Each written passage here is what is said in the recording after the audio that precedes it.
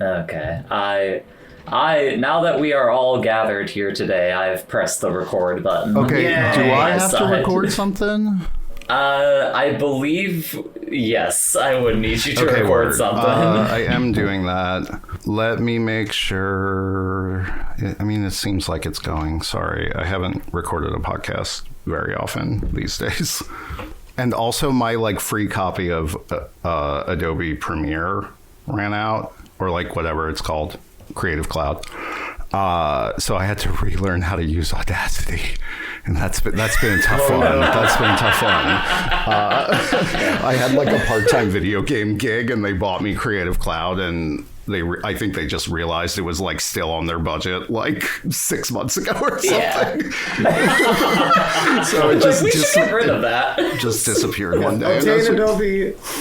Oh no! Just to obtain Adobe Audition. You want me to buy Adobe? No, obtain Adobe Audition. Yeah, that's a problem. I'm trying to get on that CS2 level. I just want to pirate Photoshop and shit from 2006 and just be done with it. Yeah. Doesn't have all the claws in it to... Yeah, the stuff that they were doing, when they were making comics and shit, and it was just look how shiny they made those women. That's Photoshop. Look at the power of this. You have a fucking palette. It's so cool. I can't do anything fancier than that anyway, so it's all wasted on me. I can't do anything beyond apply a filter. I will say, I'm really happy with Clip Studio Paint for all of my art stuff. Yeah. Really good. It can make PSDs, so I can do all the Photoshop-y stuff. Is that Bridget, on are you Mac? recording? It's on both. Okay, word. Is it free or cheap? It's... You only have to buy it once, but I think it's what was it, a 99? I forget. I don't know. How much? Yes. Oh, it's a little bit, but I'm just going to keep using Whatever it is. Photopia.com. She also does that. Yeah, for small things that I don't need to create internal files with, and I'm just I need to make a quick thing. It's good enough, but it's different in enough ways that it consistently pisses me off. So it was funny when I was up there, we met the person doing the video game reviews and columns for Anime News Network. Oh, yeah. When you were up where? Here. Word. Who is that?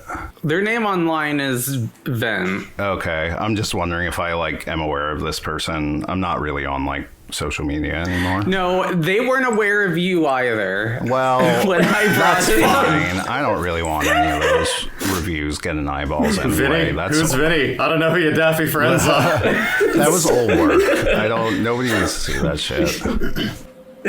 Nobody needs to see your Persona 3 portable review. Yeah, exactly. Or that was, and that caused physical injury to my body, and I probably made $55 on it from clicking past the text for 120 hours.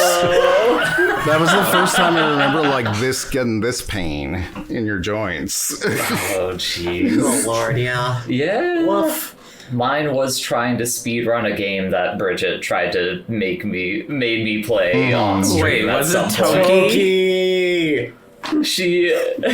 They kept bullying me into playing the game, and I hated every second of it because it's a bad video game. It was her, it was Barley Bath, it was me. We would just be playing. And it's a generic side-scrolling shooter but you have to mash the button to keep firing as opposed to just holding a button down. Yeah, it fucking sucks. Yeah, the platforming was terrible. Games without autofire are just evil. What's it called? Yes. Yeah. Toki. Going ape spit. No, going ape spit is the Genesis version. Sass, you only like things like this. You only like something if there's a gorilla or a talking duck in it.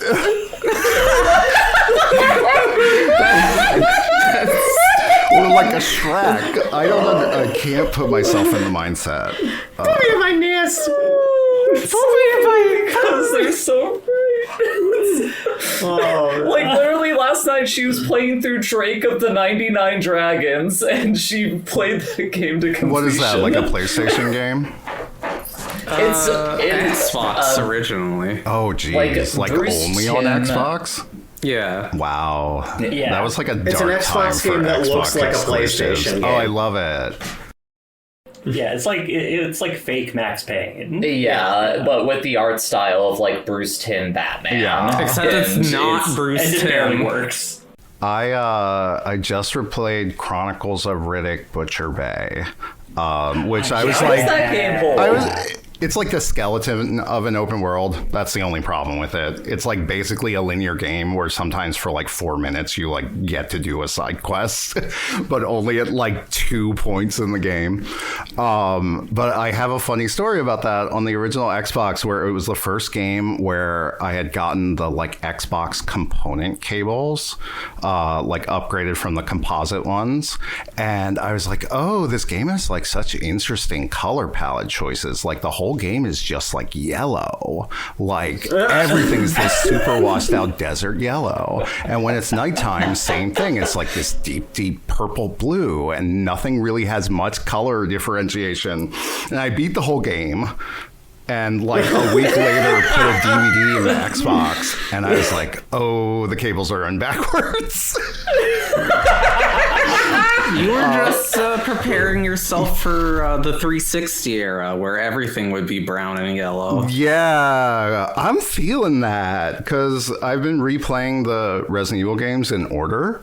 And like you play that first Resident Evil games and it is like stupid colored. There are like green rooms, like rooms with like toxic green wallpaper, like colors you only see in a video game.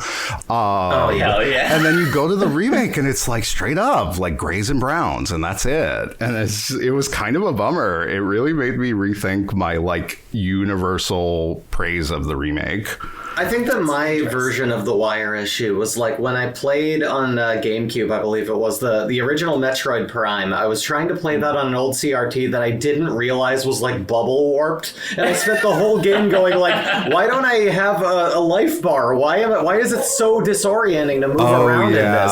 I can't like keep an eye on what's happening. So I got to like whatever the boss was that's like shocking and charging in the little like pod, and you need to like hit it with different shit. And I'm like, I don't know what's happening, and I just never finished it. And then I saw someone else playing it, and I was like, is that what it's supposed to look like? That's so silly. What reviews connected by cast or crew, deciding the next film, that's the gist.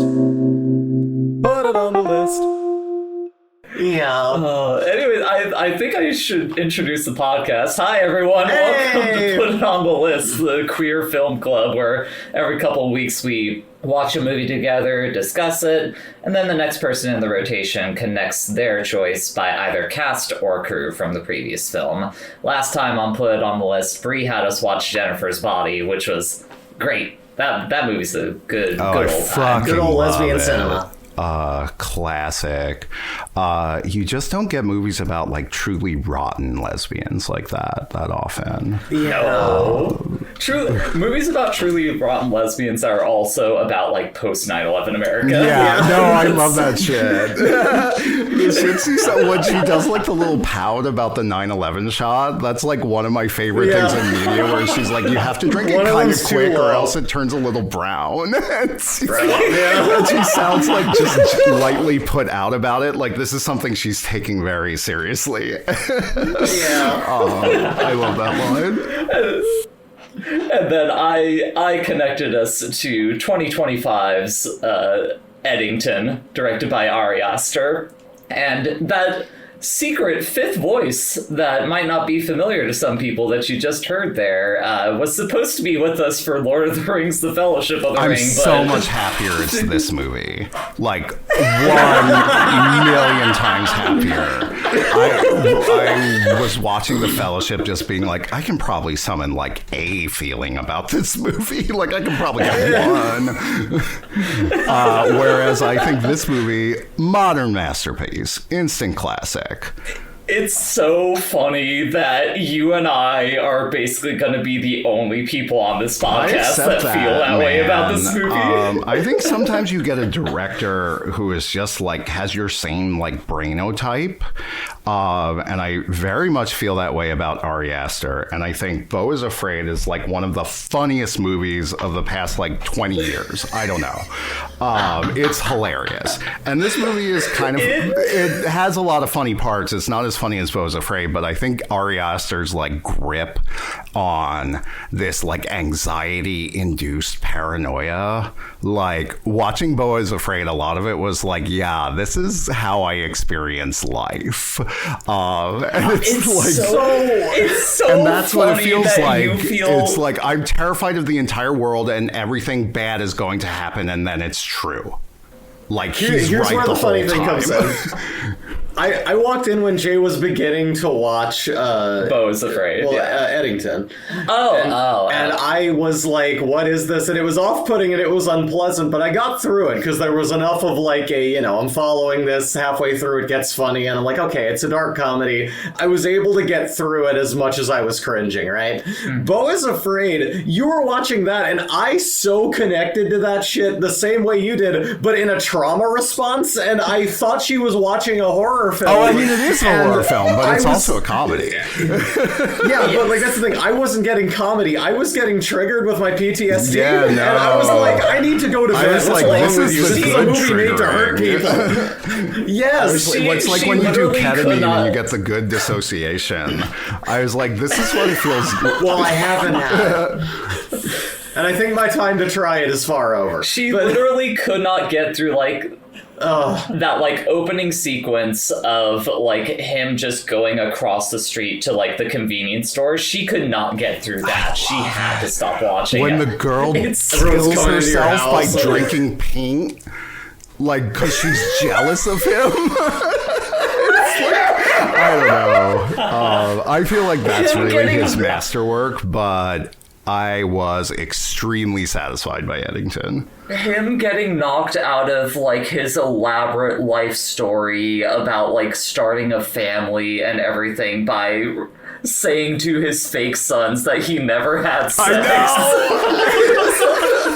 That sequence is like 20 minutes long and it ends like that. Like, I It's just so think, like, funny. people really don't give Ari Aster credit for how fucking funny he is. Like, he just understands how to make things, like, truly bleakly hilarious. We're going to talk about it a lot as we talk about Eddington, but we should introduce ourselves. So, first person in the rotation, introduce yourself. Oh, is that me? That's you, Bridget. No, that's Bridget. Hello, I'm Bridget. I feel like this happens every episode. Well, It on my does. Discord, It's- you're pointing at me, and Bridget is below you. Yes. Yeah, you shouldn't have relied on pointing. I guess that's fair. Second person. Hi, I'm Evie. Third person. I'm Bree. Fourth person. I'm Jay. And fifth person, special guest. I'm Zoe. Hi. You might Welcome, know me as the Zoe. former I'm- queen of podcasting. Yes. That's right. Hell yeah. Tapping out Basically at the person 2,200 followers in 2012 or whatever I was doing that shit. Here to give you some insight.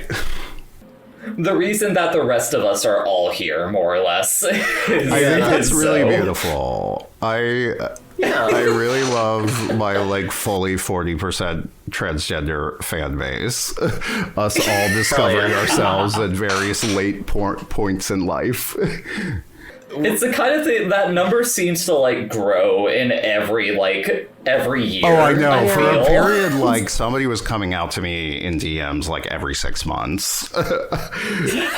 No, yeah. Everyone I knew in my past is either dead or a girl now. So More or less. it's I mean, I got family still, but If all those years on the Fast Karate forums I knew I would be dating Eustace Bag on the forum. that's so cute.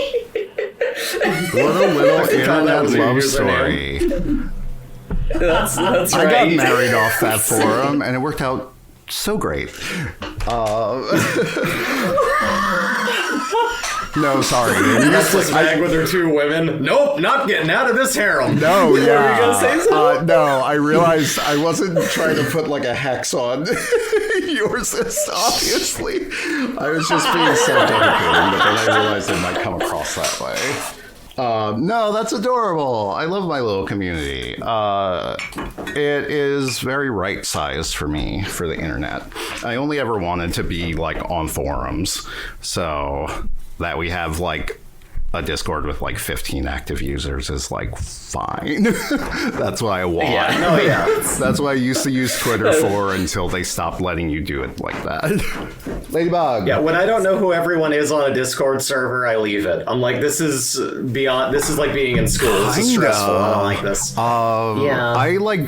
I mute them. I usually don't leave. I was in this like local Philly, like sapphic one,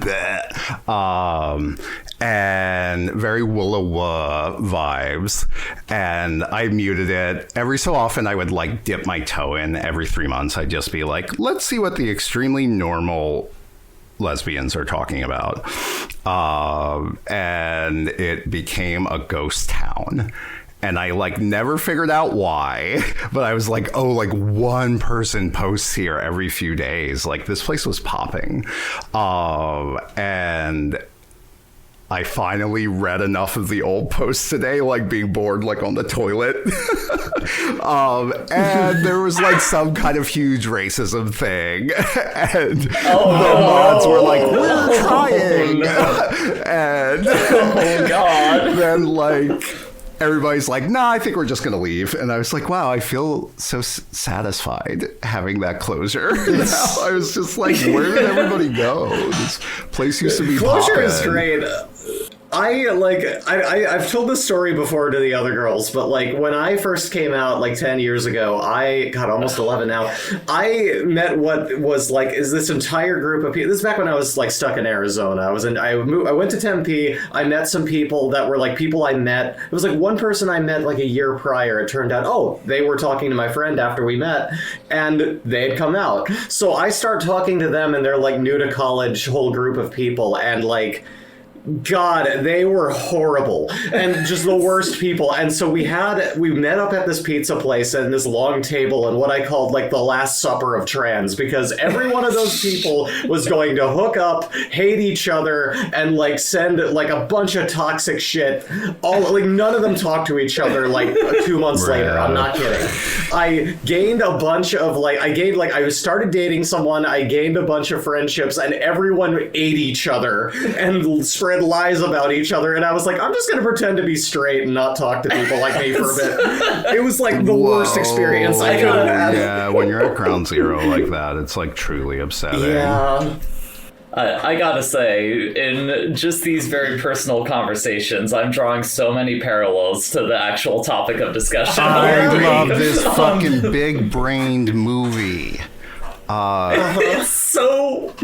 It's such right. a big brain movie. It's so curmudgeonly, but it's right. It's like, yeah, we're all fucking alienated.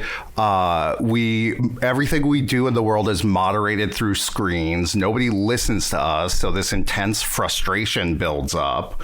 That can't really be directed because the causes of your problem are fucking capitalism. And so you just become a racist or become a lib or become a performative activist or join a cult because nobody will say out loud that your father fucking raped you. Not just raped you, but impregnated you. Oh my God. Yeah. Like, that was... Okay, I should lay out... Okay, we are... No time for viewer feedback, no time for catching up with each other. We gotta dive in. Owen. Yeah, apologies to Owen. I'll read viewer feedback like as we get towards the end of it. It's fine. But like the movie we're talking about today, it's 2025's Eddington, directed by Aster.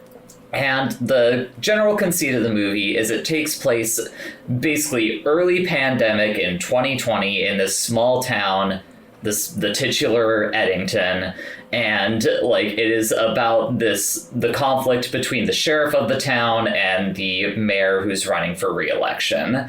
And it's just...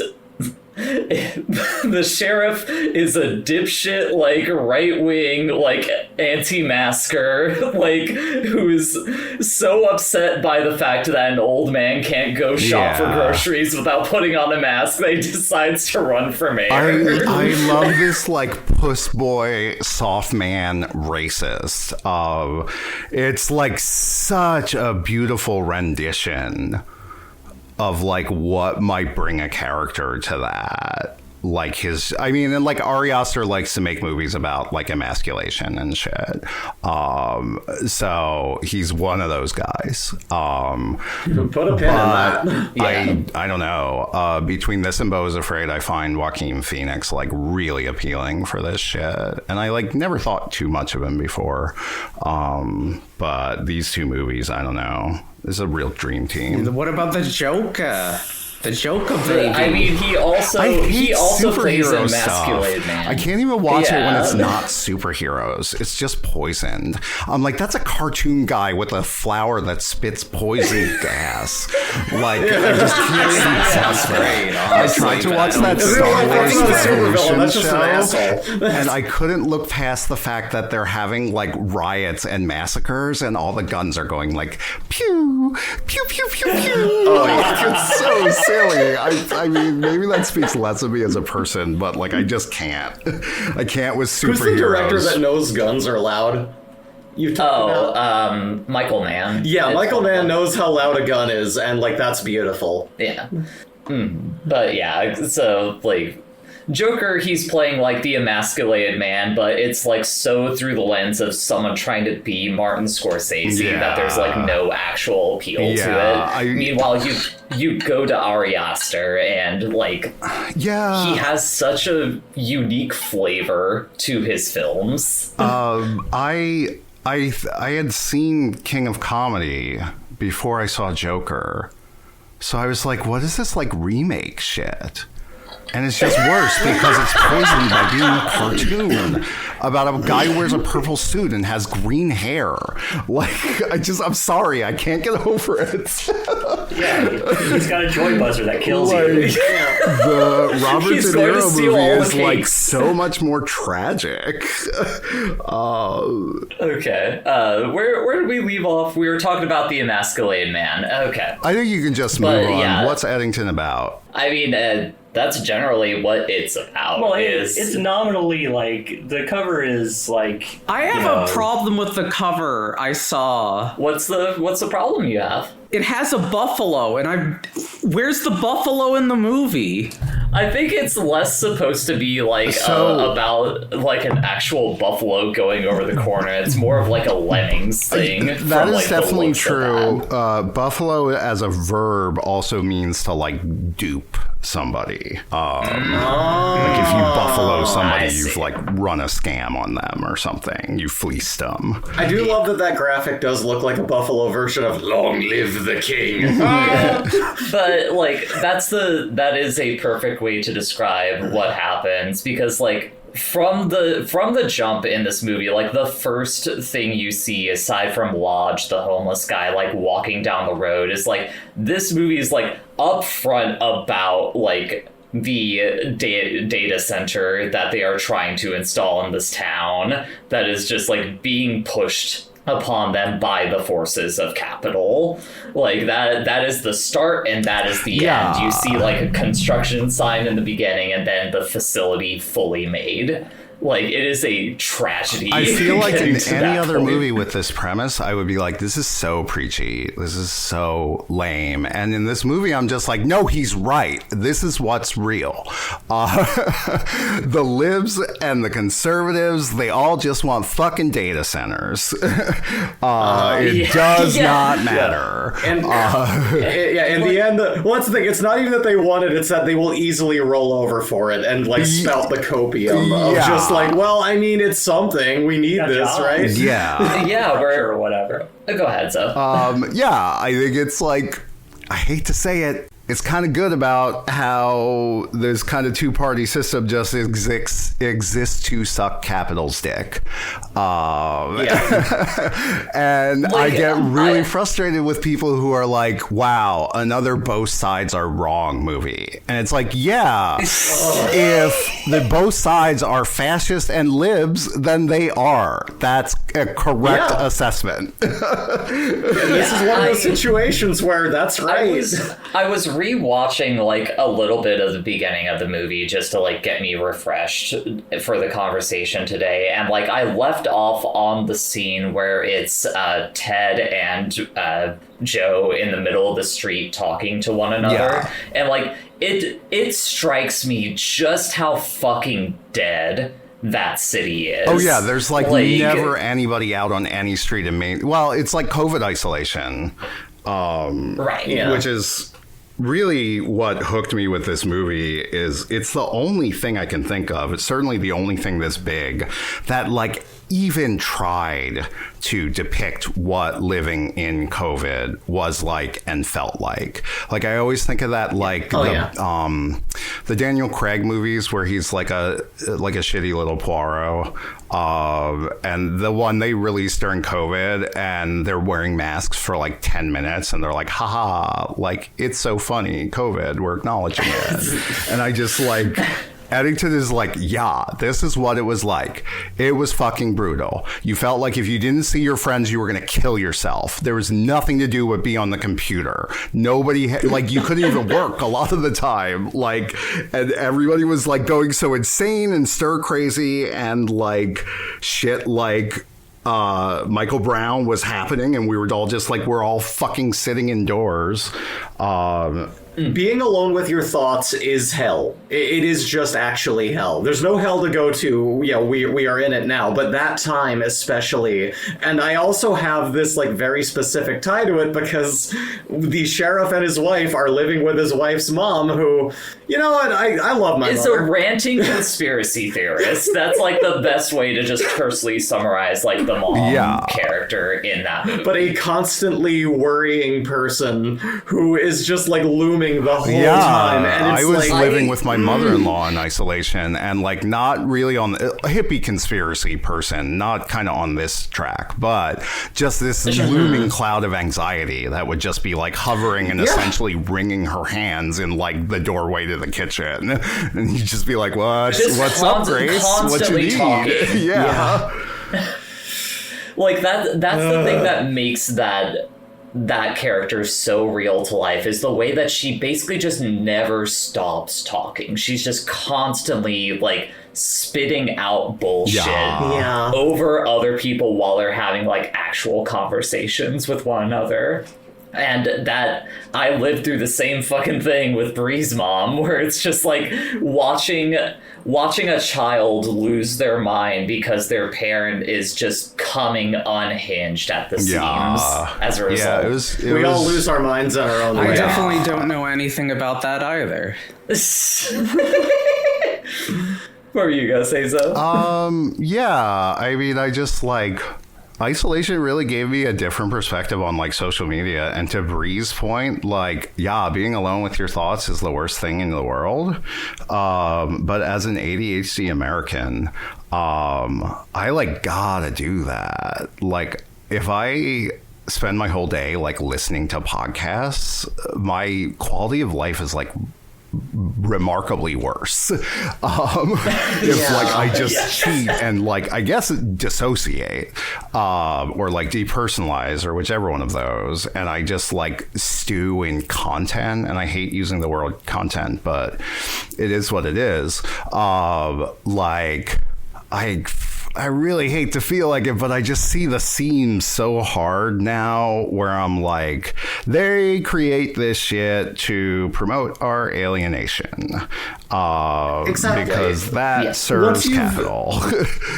Once you've seen that line and you've watched the same narratives happen over and over again, at a point you just have to be like, I've already read this. Like, I've already gone through this before. This is exhausting. Due to overstim in general, I've just kind of had periods of time where I'm like, I'm at peace just turning everything off and staring at a wall. And it doesn't worry me. It's more like, I would be happier to just not...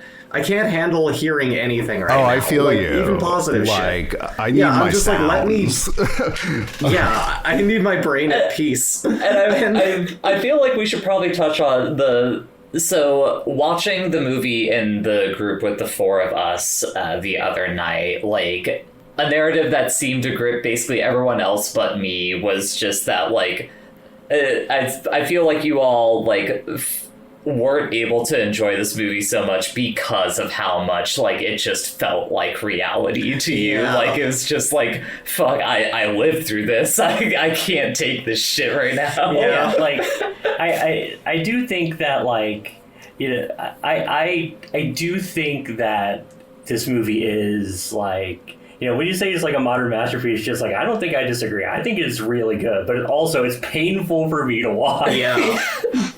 It's, for me, it like the texture of it as a comedy like truly comes out upon like returning to it, and you just like see all of like the little dominoes being placed. When they're having that conversation on the sidewalk outside the sheriff's station, and like a gust of wind pulls his hat, and he does this like dorky little move where he like grabs it real quick, and you can see his thought process is like, oh geez, I grabbed it too quick, and that makes me look gay or something. And then he does this move where he like pushes one finger like all the way down the front of it, and then like 5 seconds later the wind kicks up again, he just does it again. Like, his mannerisms are so good. Okay. So this movie is like, in addition to the story that we have like kind of laid out the dominoes for, like it's also like kind of purporting itself to be like a neo-Western. It's supposed to be like a modern take on that genre, and you watch it the first time and you can definitely like get that vibe and like feel the tension between like Ted and Joe, but returning to it the second time and knowing where all the dominoes fall, the tragic farce of Joe Cross as a character becomes like a million times funnier. Oh my god! Like when he's going through the grocery store, I was able to envision him seeing himself as like a cowboy going into a saloon. Yeah, the way he's like looking down the aisles and everything, and he's just like, you can't treat people like that. Like he just like is so buying in on his own mythology.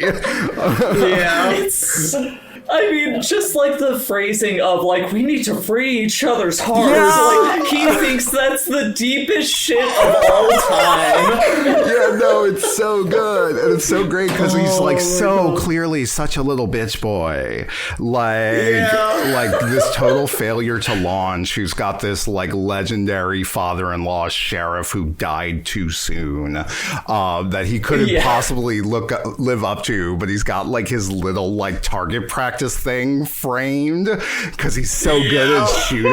Like, he's just like such a fucking loser. Yeah. Oh my god. Oh so boy. Funny. I mean, just the fact that he has like the generic cowboy hat. Yeah. Like I think that's almost like, too cute that it's like white and it's supposed to be a Western, and it's like, oh, this guy's the protagonist and he's wearing the white hat, but actually he's a bad guy. That's like maybe a little too literal to me, but it's still cute. I don't know. Like the bit that really hit me the second time through was where they're arguing where the county line is, and he's talking to the Native American guy from the other one going, no, this is our land here. Like, it's like, dude. It's so fucking funny. It's crazy. God. And he's like this weird emotional bully. I guess it's like kind of soft boyism, but for like this like fascist piece of shit cop, where like he's like wheedling dinner out of his wife while she's like trying to lock him out of the bedroom, and he just like wears her down until she relents, or like tries to initiate intimacy with her until she just like kind of gives up, or like sort of tries to play into it. It's just like, he's like such a brute. The scene where like she's trying to go to sleep and he's like finally connecting the dots on like where her trauma is, like what the origin of that is, and he's like, was it Ted or your dad? Just like continuously like trying to shake her awake to like get her to confirm that it's Ted, so that he can put that in his fucking like political campaign to be like, this guy's a rapist, so I'm easily the better option here. And it's just like, oh my fucking god. It's just like so evil. Like, what an evil man. But also such a pathetic man. Yeah. Like, I mean, I feel like this is like what the Coen brothers try to do, or rather, not that they're trying to do this, but this sort of version of a similar character resonates a lot more with me, where they're both kind of like tragic victims of fate who are pathetic in some way, like the car dealer guy in Fargo, like who's a piece of shit but also pathetic, like this like extremely tragic comic take on it, where like his fuck ups are just constantly getting thrown in his face like 30 seconds after he does them. Like he has one victory and then the next scene just like completely wipes it out, until like the lib mayor like bitch slaps him for turning down Katy Perry's fireworks. That humiliation ritual is perfect. It's one of the Crooked his funniest glasses. One of the funniest scenes I've ever seen in my life is the fireworks sequence, because it's so it is like the pinnacle of the humiliation ritual that is this movie for Joe Cross. Yeah. Like, he thinks he's going in being like the hot shit sheriff, gonna shut this stuff down, really stick it to the mayor. Swing his dick around. Yeah, and he just gets fucking slapped and kicked out of the party. Meanwhile, like, as he's leaving, you see the money man just like looking at him. He's got his mask on, but you can tell he's grinning from fucking ear to ear behind the mask, seeing him emasculated. And then he drives off and the fucking sign on top of his dippy doo-doo mobile gets knocked off by the tree. Doesn't the sun say like, "What's up, dude," as he's walking by or something? I love the scene where the sun comes up on the bike while he's in the campaign like megaphone thing, and he calls him a fat. Or like Joaquin Phoenix calls this like 15-year-old boy a fat. Over the intercom. Yeah, and like 30 seconds after the kid really is biked away, like not even to his face. There really aren't enough movies that truly encapsulate how pathetic the powers of evil are. Just really shows like what nutless fucking loser. I think it's really intelligent about like, the practical actors of fascism. Your commanders in chief, whatever, the powers that run you are not really interested in anything beyond like you getting like 30 seconds of satisfaction at a time. And then like as soon as it is politically prudent, they will discard you or puppet your body. Like essentially he's like a shock trooper for fascism, who figures out that like the national apparatchik does not care if he has a happy ending. Like, oh god, there's the thing I was gonna talk about in there. Like, I think part of what makes Joe Cross such a like perfect representation of this specific kind of guy also is just like the way that his poison is never like in the forefront as a person. It's always kind of like tucked away whenever he is like enacting evil or being an asshole. I mean, with the Katy Perry scene, I was thinking, like, he's based off real guys, essentially. He might be more or less based off one real guy. And I was like, any of those sovereign sheriffs, like, if the mayor did that to them, they'd be like, that's assault and you're in fucking cuffs now. So that, I assume, because that's just cops. So I had a harder time buying it, watching the scene, but then he immediately goes and shoots a homeless person, and it's like, oh, of course. Yes. Like, okay, he's still a cop. Yeah. Like that's exactly the thing that gets that for me, is just like all of his poison is just like he's doing it like on the back foot. He's keeping it on the low. He misdirects his personal rage at the single most unprivileged person in the world.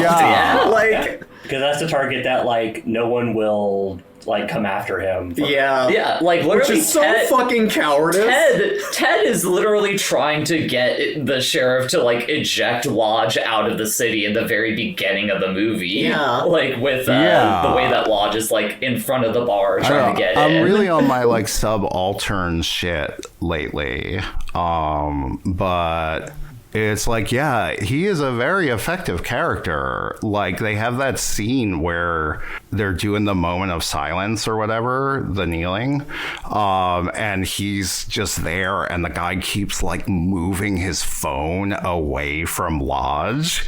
As Lodge gets closer, I was just like, holy shit. Like, this is so dark. Lodge is just yelling nonsense, not necessarily at anyone, and one of the teenagers is just like, I don't have any money, dude! I don't have any money! It's like, no, that's not what this dude is doing. Yeah. He has a mental disability that no one is, like, acknowledging. You have some fucking money. Just give that guy $5. Like, it's so bad. That made me so bad. Yeah, again, get out of here, underprivileged dude. We're trying to help the underprivileged. Bridget, it looks like you've had something to say for a little bit there, Bridget. What were you gonna chime in with? I don't remember. All I can remember is, like, the talk about the big white hat just made me think of the current sitting president in his big white hat. Does he have a big white hat? I don't know anything about that. I haven't seen that.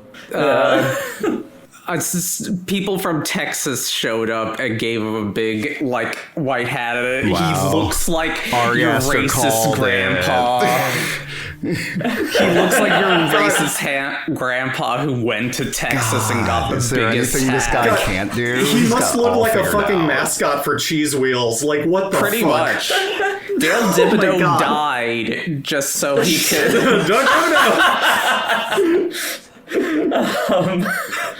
God. There's Yeah. just so Owner of the Dimsdale Democrats. The fireworks scene, like, I watched this movie high, by the way, and basically the entire time, like, I was convinced that this guy was just going to shoot the mayor right there and then. Oh, for sure. In the Katy Perry scene? Yeah. Yeah. But when that didn't happen and he immediately runs into the homeless guy, I'm just like, oh no, he's going to shoot this guy. yeah. And then he's going to shoot the mayor. Yeah, then he's gonna shoot his son. Yeah, Yeah. well, now he knows he can do it. Yeah, killing that fucking kid. Like, whoa. Jesus. I will say he is a good crack shot. Well, to they just established snipe. that. Yeah, I think that's supposed to be kind of like the one thing he's good at. I think that's the point of having, like, the target in the police station that he brags about, is like he has one notable skill, and it is to that do really is the murder. big thing in America, right? Look how much I can gun. Yeah, for I'm sure. good at gun. I guess something I want to talk about, not to derail into something completely different, but, like, talking about the texture of each individual character in this movie, like, there is so much shit that's just kind of left unsaid and left as just, like, set dressing, and, like, each area that people are, like, each set that each individual, like, kind of mainly is in, that, like, perfectly paints the type of picture of this character. Like, the guy, the, like, dipshit, like, white deputy. Well, that's like Ari Aster's trick. Like, he does these, like, really great dioramas, and has always. Like, that was what really drew me in about Hereditary. And I feel like movies, like, don't have sets anymore by and large, or there's, like, a lot of very popular movies that feel like they take place in, like, office buildings and Airbnbs. Yeah. So, like, to, like, have these spaces that look, like, really weird and lived in, and, like, the sheriff's place is so cluttered. The mayor's place is just, like, filled with toilet paper. Like, the mayor is one of the only people wearing, like, KN95 masks. Like, I hate to sound like a movie cuck. Like, I feel like this is all very simple visual imagery, but I feel so starved for that in, like, modern cinema. Well, I think the thing that makes it so good with how Aster does it is he doesn't put any of that stuff in the forefront. It feels like with, I definitely get what you're talking about with Hereditary and the diorama style, but, like, that movie, it's so on its face about, like, the diorama stuff, like, from the get-go. And this one, the cinematography is, like, directed in such a way that you're not thinking about it as a diorama piece. So when you're returning to it and you notice that the white dipshit deputy has like all of these anime stickers like on his desk. I didn't catch there. that one. That's hilarious. I was he's trying to specifically he's like perfectly like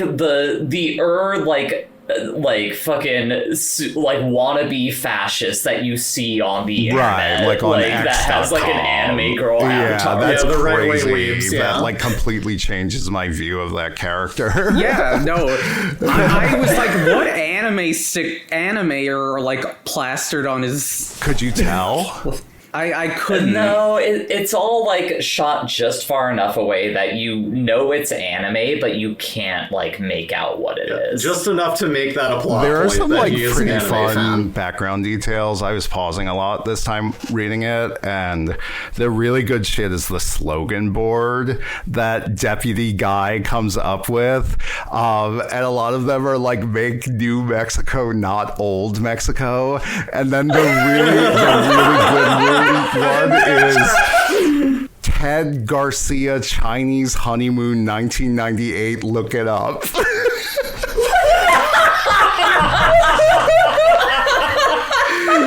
So many little details. Oh my god. I think that's so that perfectly like lets me transition into the thing that like I noticed in my revisiting it just this morning for a little bit is just like this movie is like the internet or specifically social media made manifest, because like it is this small town where like you know everyone in that town way too fucking well. Yeah. For like people that aren't like your direct family or friends. Like, can you imagine being friends Like, you on know Facebook with everyone's your name. neighbors? Like, what the fuck? I love my neighbors, but Like you go to the grocery store, you can identify every single person in that store.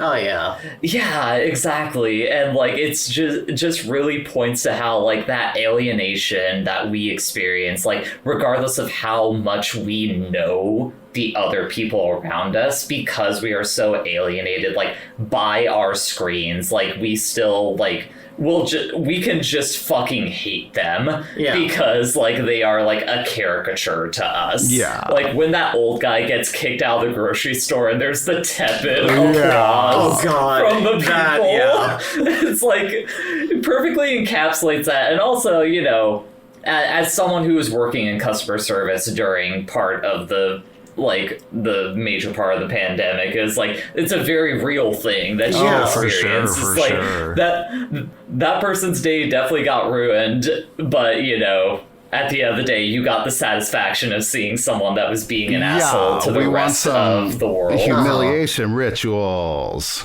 Let's shame the non-behavior. I don't know, man. I get it. I feel like a bad leftist, but like I do got asthma and I got autism, and it fucking sucks to wear a mask. I mean, like I still do it, but like on some primal That's the thing. level. I do too. I do too. And I was driving like for Uber during like when there was still some shit going around on the early end, and like it sucked and I wasn't breathing well, but it's like I'm not going to not do that because this will kill me. You know if what I I'm mean? doing it Because around I have somebody asthma. who's got, that's true. I have very poor risk assessment personally, but I don't want to get anybody I have else that sick. and other things, So but- like we're, you know, on the bus where people are working or whatever. It's just like, I kind of do hate that I like identify with this guy, and I'm like, it does suck and it is really hard to breathe. And if I can be selfish, I never do a full face of makeup anymore because it's just going to get fucked up going on the train with a mask on.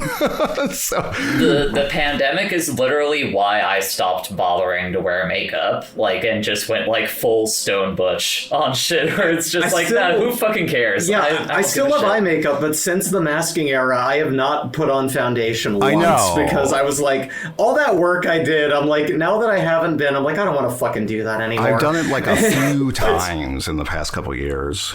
And like with the wife, the fact that she had that experience with the fucking dad, and all of the like arts and crafts like stuff that she makes is like little crochet dolls of like babies, like, but like just violated in their shape and form with like weird like hands and everything coming out of their mouth. It paints such a like rich picture of like how fucked up this woman has been by this thing that happened to her, and she has had no avenue to let that out except until like she fucking meets, Etsy.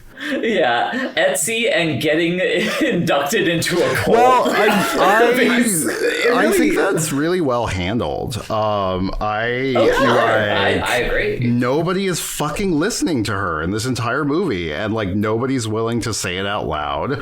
And of course she like goes fucking crazy, and this cult leader like pretends to listen to her, and she's like, "Wow, this is what that feels like. I guess I'm in love." Spiritual cultist grifters like rely on people who are like really fucked up by the systems that be and don't have an avenue to be heard. So they go, "We hear you," and they go, "Well, this person must be right. Finally, someone's hearing me. These are my people. I all of this suffering is not coincidental. It's for a reason. I'm important. I'm a star child here to fix the world." And you know, I've been pulled into it small time during some darker times in my life. It happens. Like it's a problem. I mean, and like on the topic of her, like you want to talk about things that like we have all experienced that this movie like represents so well. Like I have seen men in my life weaponize the violence that has happened to women for shitty things. Like in my personal life, I have seen someone do a similar thing to what Joe Cross does, where he's like trying to like make his wife's sexual assault like a knock against Ted Garcia. And it's just like, God, Aster is like tapped into such like a primal thing that like exists beyond like any political spectrum exactly, and just the pure realities that we live in. Be like beyond that stuff. Like I remember I looked up some reviews of this, and like there's a lot of shit where people are just like, it was so irresponsible for him to make this movie about this time period and not talk about Trump. Like how that led us to where we are. And it's just like, dog, this movie was made during the Biden administration.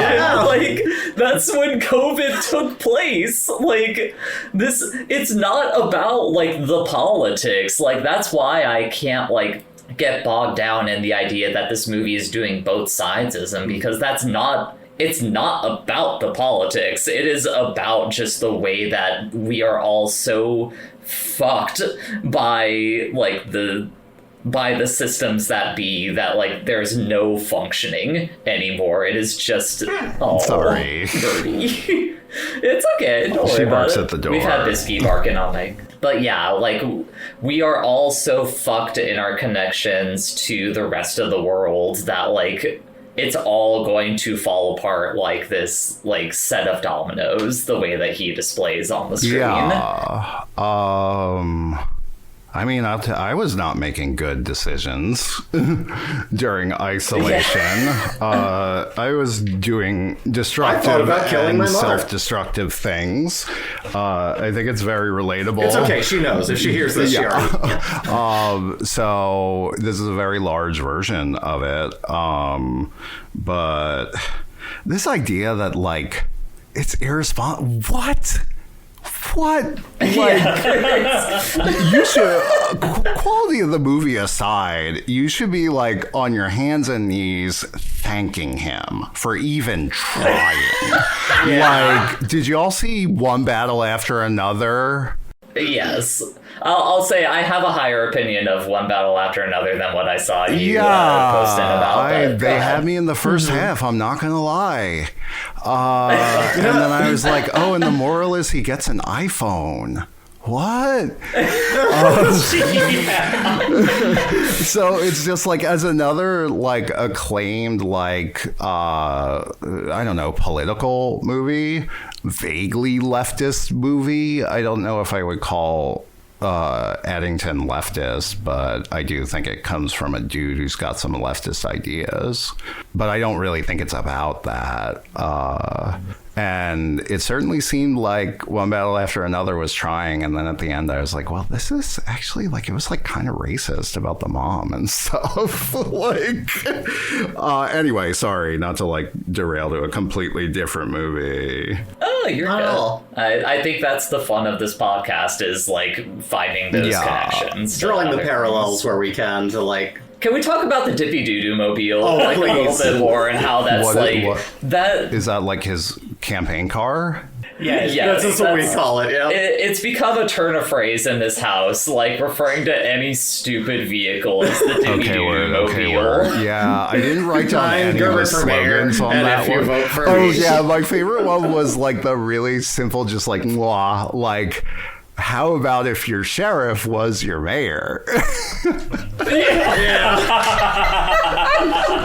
The way You are in the being scene where the manipulated. wife, yes, the way You're that, possessive, yeah. the way in the scene where the wife is like finally leaving to like go off with the cult, like he's holding on to her right next to the part of the car that says "you're being manipulated." It's just There's so much amazing framing in it's this. beautiful. It's fucking perfect. Okay, but here's the thing. Oh, We've Lord. burned a lot of podcasts, and I'm realizing that we haven't talked about how he summons an Antifa super soldier Tulpa with his anxiety.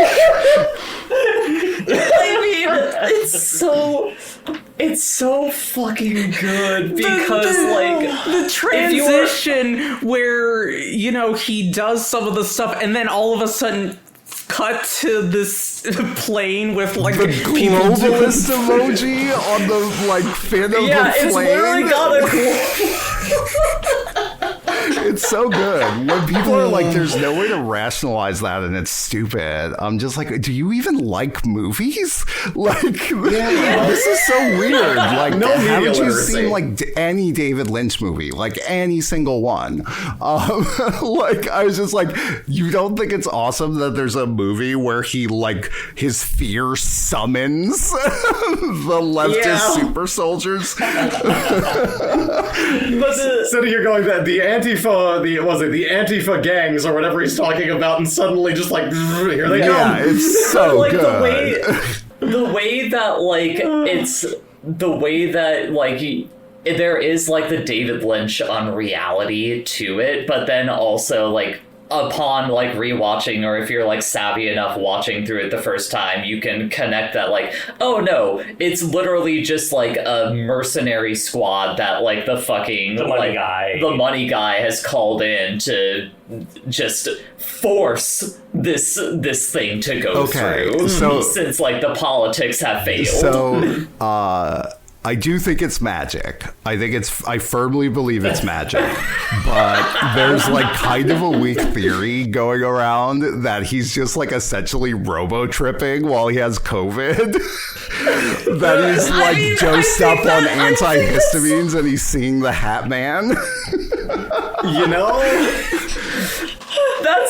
That's the beauty of the texture that this movie has. I think You it's can fun read to it, think like, about it so either many way. different ways. Yeah. We should mention at some point he very clearly gets you can tell he's getting COVID and it only progressively gets worse. Yeah, like, he's yeah, in, like, it's it's- fun to think that he's in like some sort of delirium shit. Yeah. Like, And he's just like shooting up the town. Yeah. The way he's running with a minigun completely out of breath, like That part is so funny when it becomes like a first-person shooter. You want to see the saddest Rambo? Oh, it's so has good. COVID. And he just like cartoonishly murders the like Native American police officer, who's like the only character with scruples in the entire movie. the thing that always kills Jay and I each time we've seen it is like him falling through the ceiling into the bones Oh, of it's Geronimo. fucking Geronimo! And like Geronimo's bones are in this like shit fucking museum with a tin roof instead of like in the fucking ground. Like, it's so evil. Bridget, how did you not think this movie was funny? She did not laugh like a single time while we were watching this movie. Well, because through most of the movie, I felt like fucking Kaiji with the drill on my eye, and it's like slowly going. I see that read of the movie. I see it. It's deeply upsetting, but it's it's the exact wavelength of upsetting that I find like very soothing.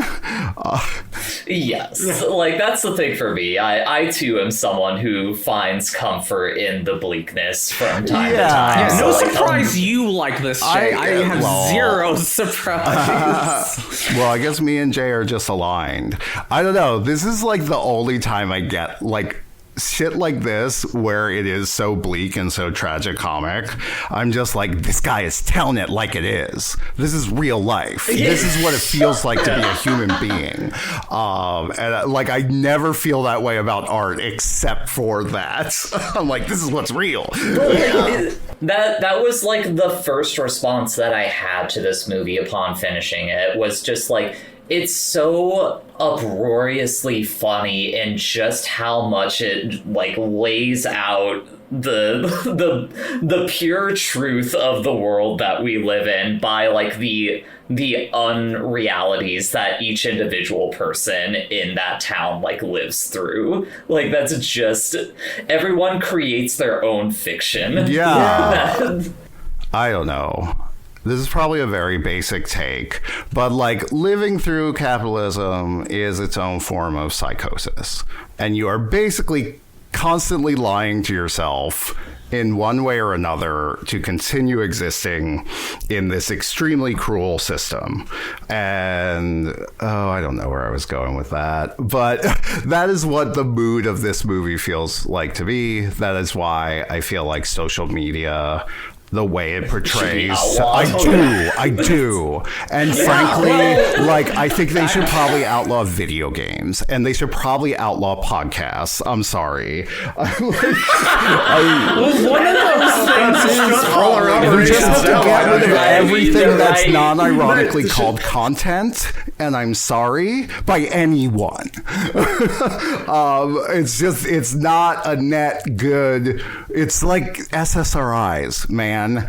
Like, podcasts keep you alive in the system, and that's its own good. But video games, it's damn. Sometimes you just need to dissociate for 16 hours and play a video game because the world is so repressive and cruel. But I also think those are all copes, and it's actually bad. Yes, like, at the end of the day, we need to be able to, like, the reason that we are alienated is because we do not allow ourselves to simply exist in the world as it is. Because if everyone did that, they would see, like, just the unabashed cruelty that exists it's in just our, you're just telling yourself some shit. Like, and you can't but exist in this system. So, like, especially with my neuroatypicalities as well, like, for me, I have to spend so much time not looking at what's going on, dissociating from reality, when it's like, I don't want to be the person who finally does it, but, like, something has to happen, right? We all know. But, until someone does, like, it's not going to get better, and something needs to be done in the real world. But, like, God, you know, it's a fucking mind poison. Instead of doing that, I always am just like, just do mutual aid. Just like, just volunteer at Food Not Bombs or whatever. But I don't know. Yeah. I really thought shit was going to pop off with the Snap thing, just from like my experiences in local community when that was going on. I was like, oh shit, like something might jump off here. But I don't know how many more of those we got in us before something does. And maybe that's just what everybody says at every time period, but I don't know. Like, I'm an extremist leftist, and I've lost all hope that anything good can happen. What were you going to say, Amy? To bring it back to the movie a little bit, like, she ends up being like a minor character, but I think that's kind of what's kind of interesting about the the activist girl. Yes. Who just like, she has that moment where it's a very surreal moment where all the George Floyd stuff is popping off during the movie, and like she's in Michael's face about being with the protest, and just like she talks about like not deserving to be here, but still feeling that she should do something, but not knowing what to do. Yes. Where she's... For me, the part that like makes that so funny is like the way that she like is trying to call him out by being like, I've never experienced racism, but you have, and it's just like she is effectively like enacting racism upon him in that moment. And this, protesters are so funny. As someone who got exhausted with protesting culture by showing up to them, it's such a real kick in the teeth. Yeah. Like, the few privileged white people with the day off to go to these things and try to make narratives that aren't theirs to make, God, it's so fucking crazy. What were you gonna say, son? That character Michael, who we haven't really mentioned, is like a deeply tragic figure, because he's like kind of a true believer in like, I don't know, let's say meritocracy. Like he seems to believe in the sheriff's office while also knowing I'm a black dude, and even as a legacy, like I don't have a fucking shot. But just seems to be kind of willfully ignoring that at the same time. And then it seems he does become sheriff at the end. It was my read on that. Which I guess makes sense if he's the only, like everybody else at the police station got killed. So I guess that makes a kind of logical sense. And the other interesting texture to him is that he's also a Bitcoin guy. Oh, God, yeah. He's that, like, weirdly apolitical is political type guy. Yes, exactly. They cannot see the ways in which, like, politics still creeps into their lives, even when they are trying not to, like, engage he's with just, it like, kind of keep a low profile seems like his goal. And the first time I watched the movie, I interpreted Joaquin Phoenix planting the watch. I remember it happening after he became a suspect, and I was like, oh, okay, it's like a crime of opportunity, like he was convenient to frame. And I thought maybe he had taken the watch, Joaquin Phoenix had taken the watch as like a perverse trophy.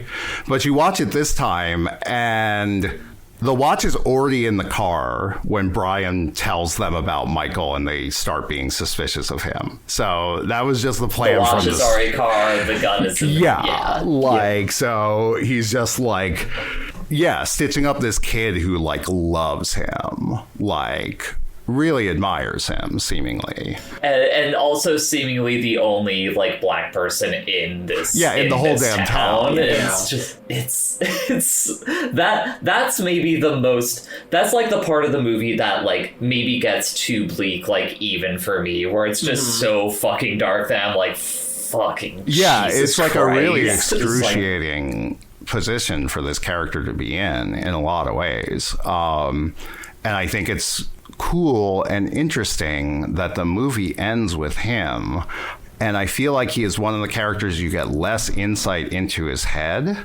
and when he's out there shooting at the end, I don't really have a sense of what he's thinking about. Like, because I don't necessarily think it's revolution. But I don't necessarily think it's fascism. Like, I'm really curious about what that character is going through and what they are going to do. Like, you almost wonder if he's supposed to be, like, kind of representative of, like, America, like, the general populace of America in that sense. Where it's like you're kind of, I guess it's a combination of where Joe Cross ends the movie at, and also Michael ends the movie at, because you are either like, paralyzed, just stuck watching the horrors like unfold in front of you, or you are taking some kind of action. Real, Don't know what the real. action is, but you're taking it. Yeah, but I thought that, especially that final scene, I love that guy's portrayal. I thought that actor did a great job for such like a relatively small role. He's like one of the most interesting characters in the movie to me. I can agree with that. Like we haven't really talked about the cult guy, but like really there's not, I don't feel like there's too much to talk about with the cult guy. Not really. Yeah. Austin Butler doing the most Johnny Depp he can. Yeah. Yeah, 100%. Johnny Depp from Tim and Eric's $1 billion movie. Yeah. Johnny Depp, but what if he were Alex Jones? Is that the same Johnny Depp who's on Nathan For You? Don't they have like a Johnny Depp impersonator? They like make the fake movie at Oh, like God. the dollar It's been long enough, store. I can't remember. It's been just long enough since I watched Nathan For You. I can't remember. Also co-starring with Emma, what's her name? Emma Roberts? Emma Stone in a tragicomic farce in New Mexico. In The Curse. I'm trying to think of what. Oh right, yes. God, I need to watch. Oh, The it's Curse excellent. still. I love that.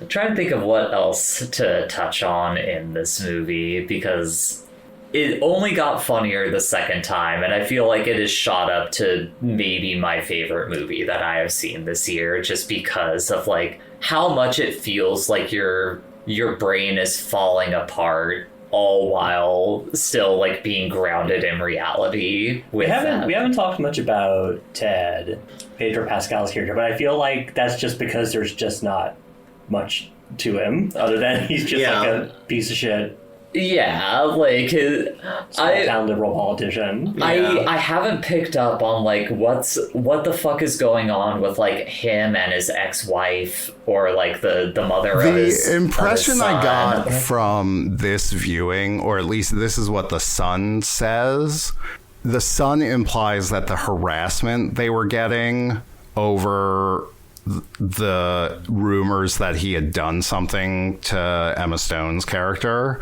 made the mom leave. The Sun kind of like implies that in a verbal altercation with Joaquin Phoenix at some point. And I guess that maybe that's the part that I haven't picked up yet on in this movie, that It's there's like very spur of the moment, but could be true. that essentially like there's like a past like faux pas that like happened in the town's like politics as a result of that relationship between the two of them. Yeah, possibly. Whatever that relationship was. But also the ad that he makes to be like, my wife left me, but still vote for me for your mayor. Yeah, and he's like sitting, like cradling his son's head on the bed. Like, Oh God. yeah, he's a super lib cuck. Do people say that? Is that? I feel like I think I've said cuck twice in this if we're being podcast, which is real- more than I've said in like 3 years. It's a very know important what? term to define this movie. A lot of people in this movie are cucked. Oh yeah, no. This is a cucking movie. The American experience is to be cucked.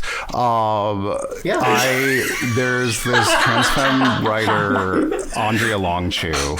She's got this like kind of like a small philosophical text called Females. It's like maybe 100 pages, and it's one of my favorite pieces of academia ever. And she's like kind of a firebrand.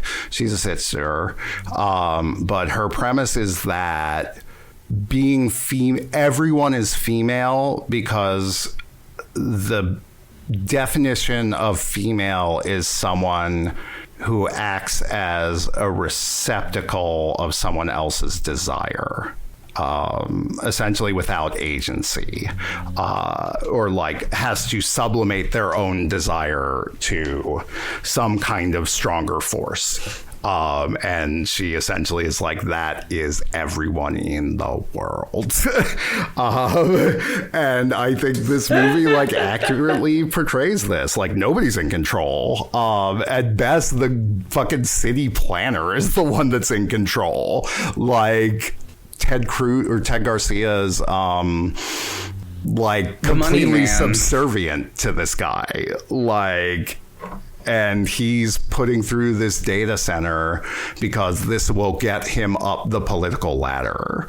They're all just getting cucked by money. And so are we when we sell our labor. That is the inherent... I don't know. Please don't listen to me. I have no mind for this shit, but I feel it very deeply in my soul. I think you're doing just fine. Yeah. But like, going back to like being cucked, I feel like Joe Cross is the most cucked man in America. Just like, literally, he cannot even die. Even death, he is cuckolded from at the end of this movie, because, you know, you have the whole, like, shootout in the town, and, like, just one random guy starts running up to him with a knife. Yeah, stabs him in the head. Stabs him in the head twice. And you're like, go ahead. Yeah, that's why I say this is just, like, you're a puppet to the state. To the nation, and that doesn't stop just because you're dead. Like, God, just like look at Charlie Kirk. They were out there flogging him for a long time. They probably still are. And I think it is like an especially tragic, like, I have no mouth and I must scream state that this guy who has been so like venal and ineffectual and constantly countermanded at every point in this movie now just doesn't get to do anything but watch. He gets the Enter the Void ending of having to just watch everything unfold with like no control. Yeah, it's like truly dark. Being cuffed by his mother-in-law. Oh yeah, Yes. He gets to live with end up with his mother-in-law. Yeah, who like, fucks like the physical therapist 30 years younger than her next to him on the bed. Like, I feel like I get so frustrated with people who are like, this guy only makes movies about like men being emasculated by women, and I'm just like, bro, what? How did you? That's get what that you read? get out of it. That it's like, oh, it would be so scary if I didn't have a dick. Is like people's read on like his entire filmography. It's like, I got news for y'all. I don't have a dick now, and I'm better than you. So that's not the qualifier. It's like such a facile read on it. But I kept encountering it everywhere when I was trying to read about this movie. The read of this says a lot more about the person with the read than the movie. Well, I mean, it points to, you know, the death of media literacy in our current in our current landscape. Yeah, I don't. It seems like the internet is still doing the like, but how does this movie line up with feminism? How does it line up with intersectionality?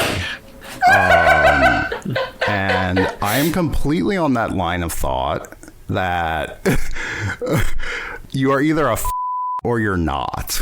And that is essentially what gendered class is. And the people in these movies, the people in this movie are fat.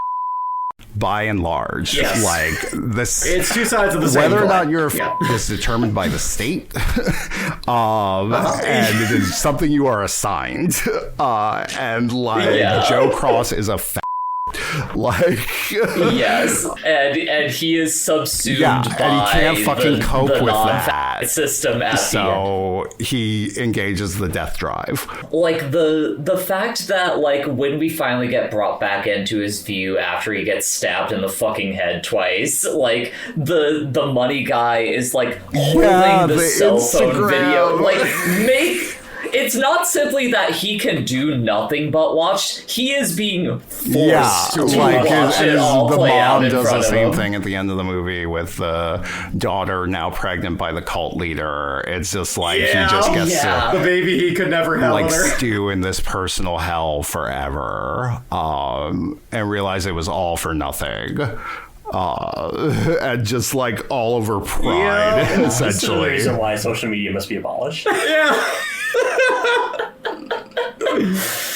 Like, it's just it. This is the reason why I picked this movie over the other one that I was thinking about, which is like just this like kind of like coming of age like comedy called Dinner in America, which is it's fun, it's fine. It's a fun one. I like it. Yeah. However, I was just like, no, I need to fucking talk about this movie because it's such. I need to hurt the members of this film. podcast with a drill.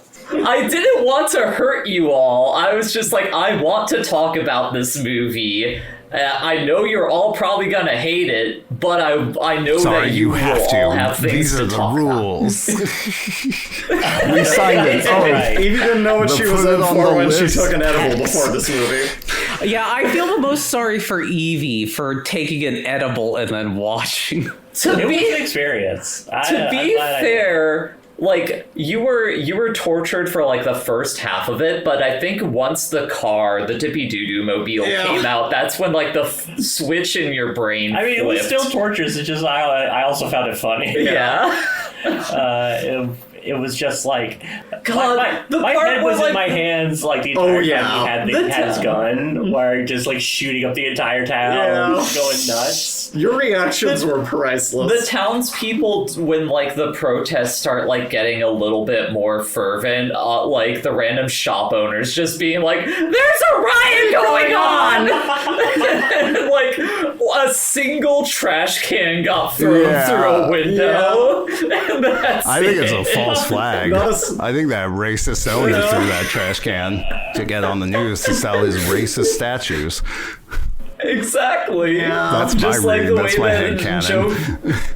I mean, you might be right. Like Joe Cross literally sets up a false flag with the assassination of Ted when he like spray I paints know. I spray love paints that. no That's what justice, does no him in peace. is little gay E.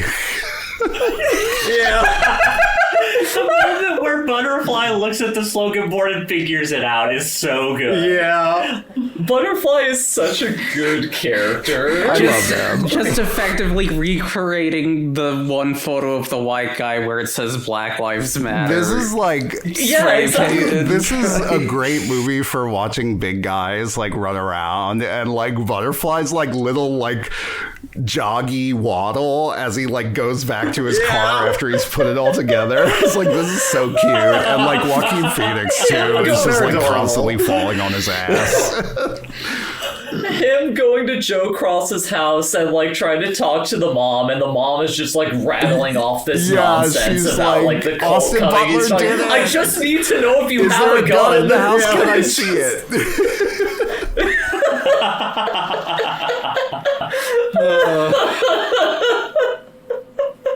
At least he gets his mural at the end. He gets his big throw up, but life ended too soon. Yeah, you feel bad for him. First like he gets his arguably leg. one person like who's just The one decent person and you in the never movie, see him on his phone realistically. ever, not once. He's never on his phone. He's that's like true, the only yeah. character in the But movie. He's not on the screen. the- Just saying. The one character flaw of Butterfly is that he doesn't know how to wear his mask right. No, I think that's hilarious. I think that's like really good like visual shit with the mayor and his like social group where like he's got this public thing of like, we're enforcing the mandate, and then like at his own party there's like people without masks everywhere and people wearing their masks shittily, and it's just like, yeah, that's what it felt Where like they're shooting then. his promo video and they're like, put on a mask. It'll Like look there's good. that part in the COVID episode of It's Always Sunny where Frank goes into the porn shop and the guy's like, Oh my you God. gotta wear a mask, and he's like, I got a mask, and it's just around his neck, and the guy's like, oh my bad, I didn't see. It's like- in that way I'm like, Sheriff Joe is right, like nobody's wearing these fucking things right anyway. It's not as if all these frustrations aren't like without cause. Yeah, it really does such a...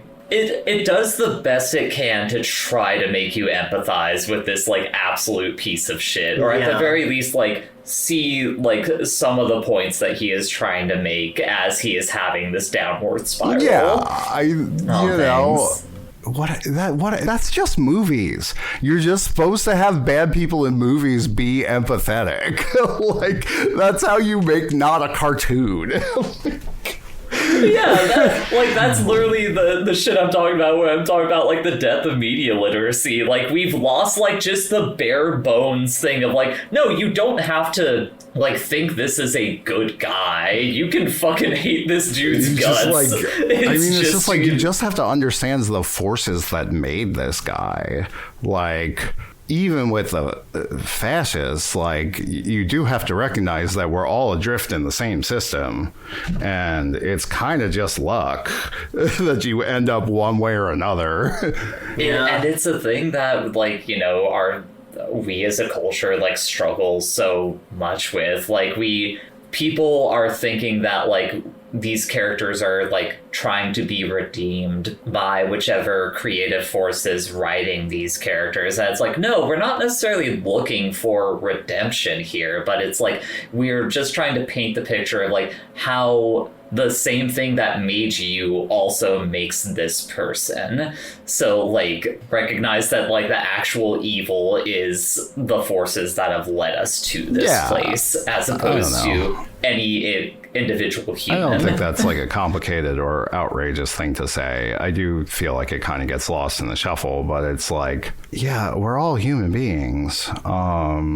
You just got to confront this shit at something that they didn't get, like, different DNA that made them a bad guy. Like, it's just like the forces were working on all of us, and some of us got off better than others. One good thing happens. What was that, Bridget? One good thing happens. What's that? What was the good thing that happened? Well, you know, that company got their data center built and stocks went up. Solid gold magic. In New Mexico, though.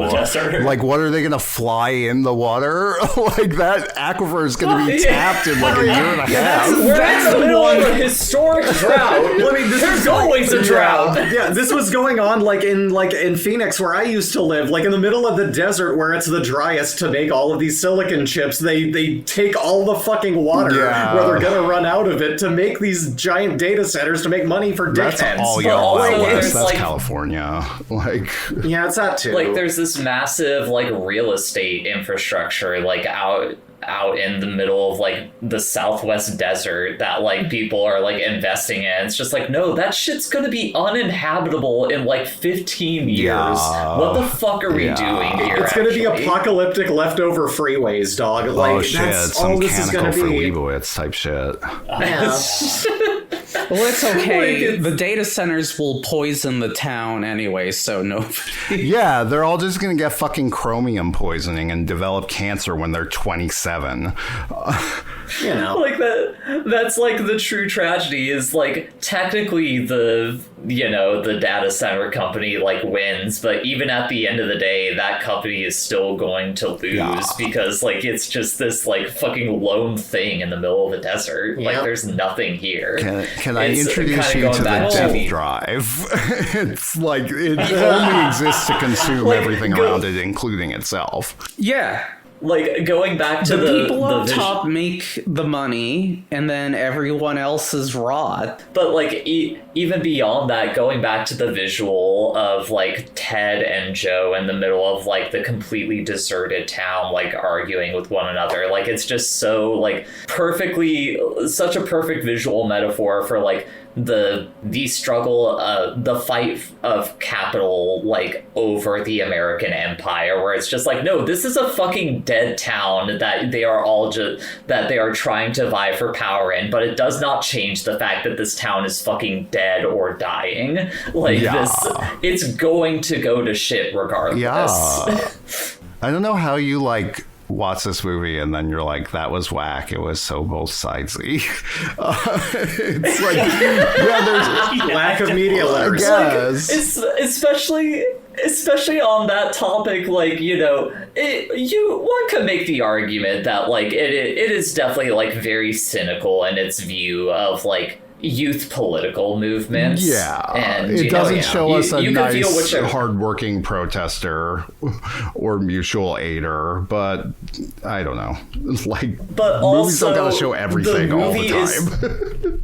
Yeah. Not only that, but also, like, you compare, like, a brief, like, cynical moment in, like, cynical scene in the middle of that movie to what is a 2.5-hour humiliation ritual for a fascist that this movie is. And it's like, how do you see that as both sides? Yeah, it's dumb. Whatever. I touched on it before, but like that really is the part that like makes me cringe the hardest, is just like having to like look at, you know, like the state of like, you know, what, you know, protesting is now, where it's like, dog, listen, I mean, maybe it's just me kind of aging slowly and getting more and more detached and negative, but like, hear me out. Sorry. So the amount of like lack of literacy of how to talk about the thing you're talking about, and the fact that the people who are privileged enough to show up, these like white middle class people I would go to these things with, who'd show up and do the talking points for the people who can't, or honestly sometimes just won't be there, because what the fuck is it gonna do? We are so disempowered to do anything, and we don't know what the I share your frustration with that type of protest. I certainly like get a little perplexed when like I see old friends on like Instagram that I'm not in touch with anymore at like No Kings rallies with like ironic Trump signs, and I'm like, I am not in that mindset where a protest is a photo op and you're like having your voice heard. I don't know. Philly, I feel like kind of has it on lock. Like encampments here can be pretty strong. Don't have your photos at protests. Agreed. Yeah. Also, don't take photos at protests. Don't bring your That's the phone. other thing, too. No one knows that. That type of protest, is exasperating, exhausting, and you're not really doing anything, in my opinion. But I around here, like, people really go hard on like Ice Watch, stuff like that, eviction defense, like things where you can push back at the system and have like some kind of practical effect, I guess. Yeah, that's the thing. We do need more like standing in the way of the injustice being done. I felt especially kind of activated when like I was shown a video where to the movie. Yeah, hold on. But I was shown a video of like just in my own state, like a guy just being pulled out of a Home Depot, and all anyone did to try and stop it was take a video and go, "No, hey, you guys are cowards. Stop it. This is illegal. No, these ICE agents are taking this man's life." And he's just standing there going, "Ha, I got you on video." That's gonna do nothing. Showing up and saying, "Hey, hey, ho, ho, the racism has to go," doesn't keep the fact that in our state, an innocent woman in a hijab was sexually assaulted by a bunch of ICE agents. To show up to these things and chant like idiots, for me personally, it's fucking embarrassing. Like, and this just kind of peels open how embarrassingly nothing these sort of movements are, like these kind of protests. The thing that I wanted to move to in like going back to the movie and the protesters was we haven't even touched on like the fucking kid in that twerp. protest who Yeah. Yes, who only gets into it specifically because he wants to hit on like the blonde girl. Yeah. And like he's the loudest one at all of the protests. God. Like, at the Where candlelight he's like, vigil I don't for even have Ted the right to make Garcia. this speech, which is why I'm going to shut up. He like literally says, I'm going to sit my white ass down and listen. Yeah, he changed from a person of color and became a person of power. was so and talking good. about Ted Garcia, who Ted Garcia is, he is fully white passing, like as a character. Like you look at that guy and you're like, that's just a white guy. Like, I love how the one deputy keeps calling it Black's Lives Matter. Oh God, yeah. But going back to the twerp, one, I would be remiss to mention the scene where he talks about like white abolitionism to his dad in the room littered with guns, and his dad just says, "Are you fucking R-word?" Very real. Very effective deployment of that slur. Yeah, shit. Perfect character arc for this kid in the movie. Just like incel cuck becomes Kyle Rittenhouse by doing a murder.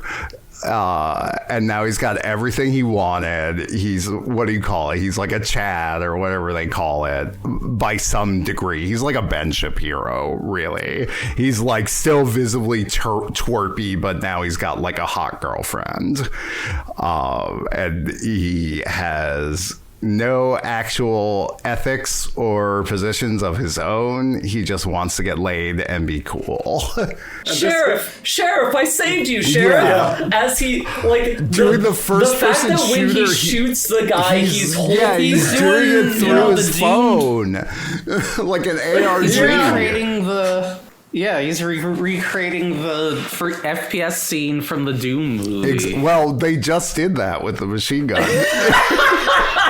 That is first person at a lot of the points, right? I'm not like making that up. Yeah. Okay, word. That dude knows how to do like an action scene. I would say as good as that end sequence is as good as the really extended chase scene in the middle of One Battle After Another. Like, two scenes I found like really arresting in movies this year. Like, couldn't look away. And so long. Like, I love it.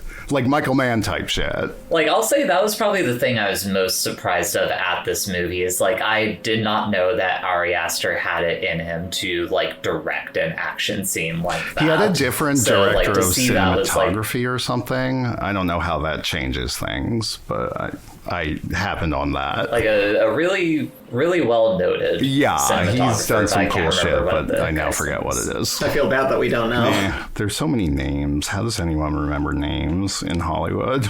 I know a face. I can't tell you a name. I don't know either. I got that face blindness. If a celebrity changes her hair, I'm just like fucked. I mean, there's that. I kind of do that. Orphan too. Black was very an actor hard has for glasses me. on. Listen, there was a guy I knew in real life from like several parties with friends in my hometown. He showed up in glasses one day, and I started talking to him, and I asked him what his name was because he seemed like a really chill guy. I didn't know. This was a different human being now. Like, yeah, no. It's fucked There was up. like a monthly dyke night where I must have reintroduced myself to the same girl like 5 months in a row. And by the end, I could tell that she was kind of getting hurt feelings about it. So I felt bad. But in my defense, like, she wore wigs. So, like, and I only saw her once a month. But yeah, I like routinely. West Philly is like pretty homo. Like, it's pretty transy here. And I routinely run into people I kind of know that I like borderline snub, and it's because like she was wearing a hat. So I didn't recognize her. Like, I've done like a triple take until they're like, "Hey Zoe," and I'm like, oh, "Okay, word," and then I just pretend until I figure out who they are. Yeah. I do occasionally see people and I'm like, I'm gonna wait and see if they acknowledge me, and then I'll know it's them. But that's probably that. Is that no? Well, no. But I feel like we could talk about this movie even longer, but I feel like we're kind of just I feel pretty around spent. at I this feel like point. I got my points. It's pretty funny that the Austin Butler character, he's like big in on like Mossad, or what's it called? Jeffrey Epstein was not a suicide. He's like talking about the Mossad when they like come to dinner. And the conspiracy theory voice on the radio at the beginning and the end is Ari Aster, I learned. And those ones are really fun. It's like about 5G, like popping like protein nodules in the vaccine that's going to like release pathogens into your body or something.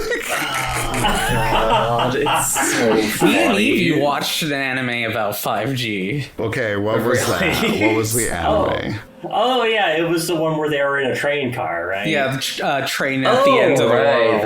That show.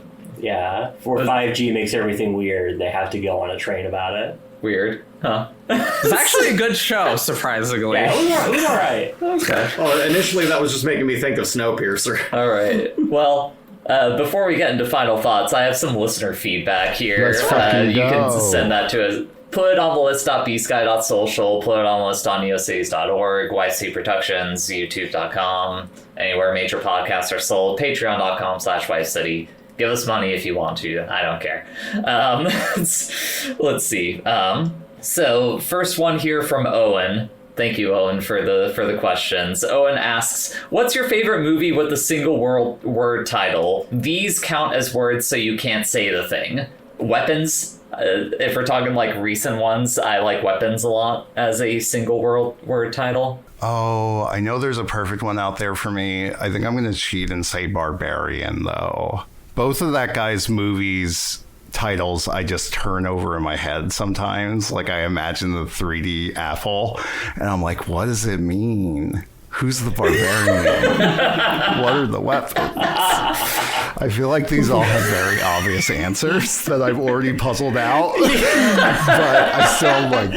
It's gonna be so great when he makes Resident Evil. Oh, Like, yes, "Aw, let's fucking go. There Yeah. was evil in that Residence. Oh shit!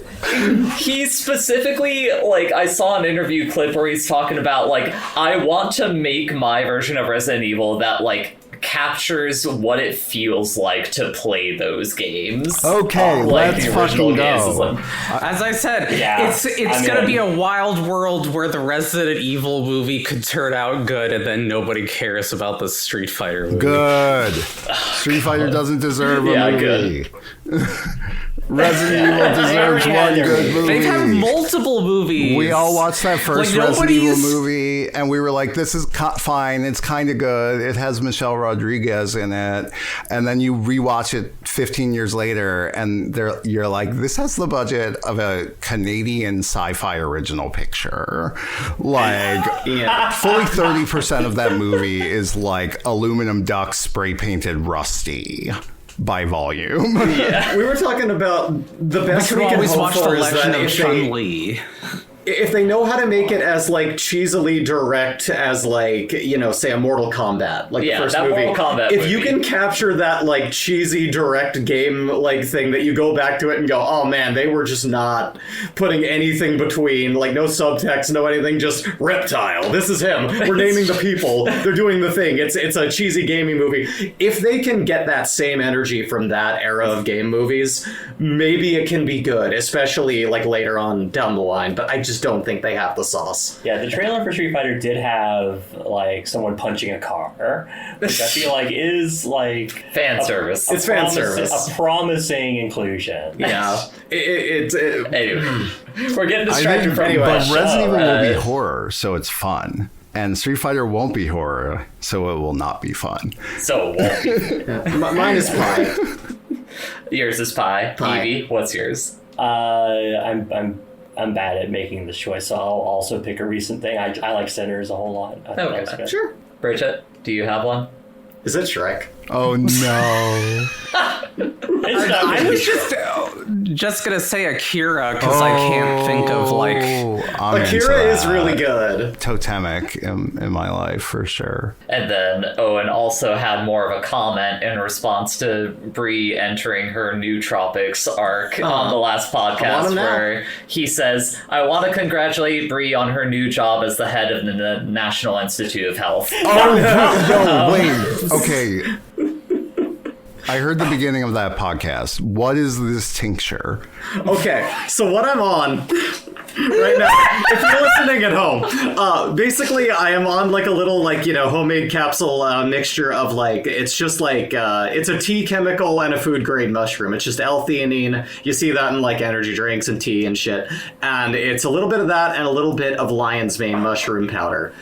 it just, you take that with caffeine, and apparently that's like an old CIA trick for fucking locking Okay, in. word. It works. Okay, word. It is just herbal Adderall, and as someone who's been fighting with the medical community, gatekeeping fucking Adderall for me, I found something that does what I hoped that would do. Fucking A. Oh, I love that. So I'm just like, yeah.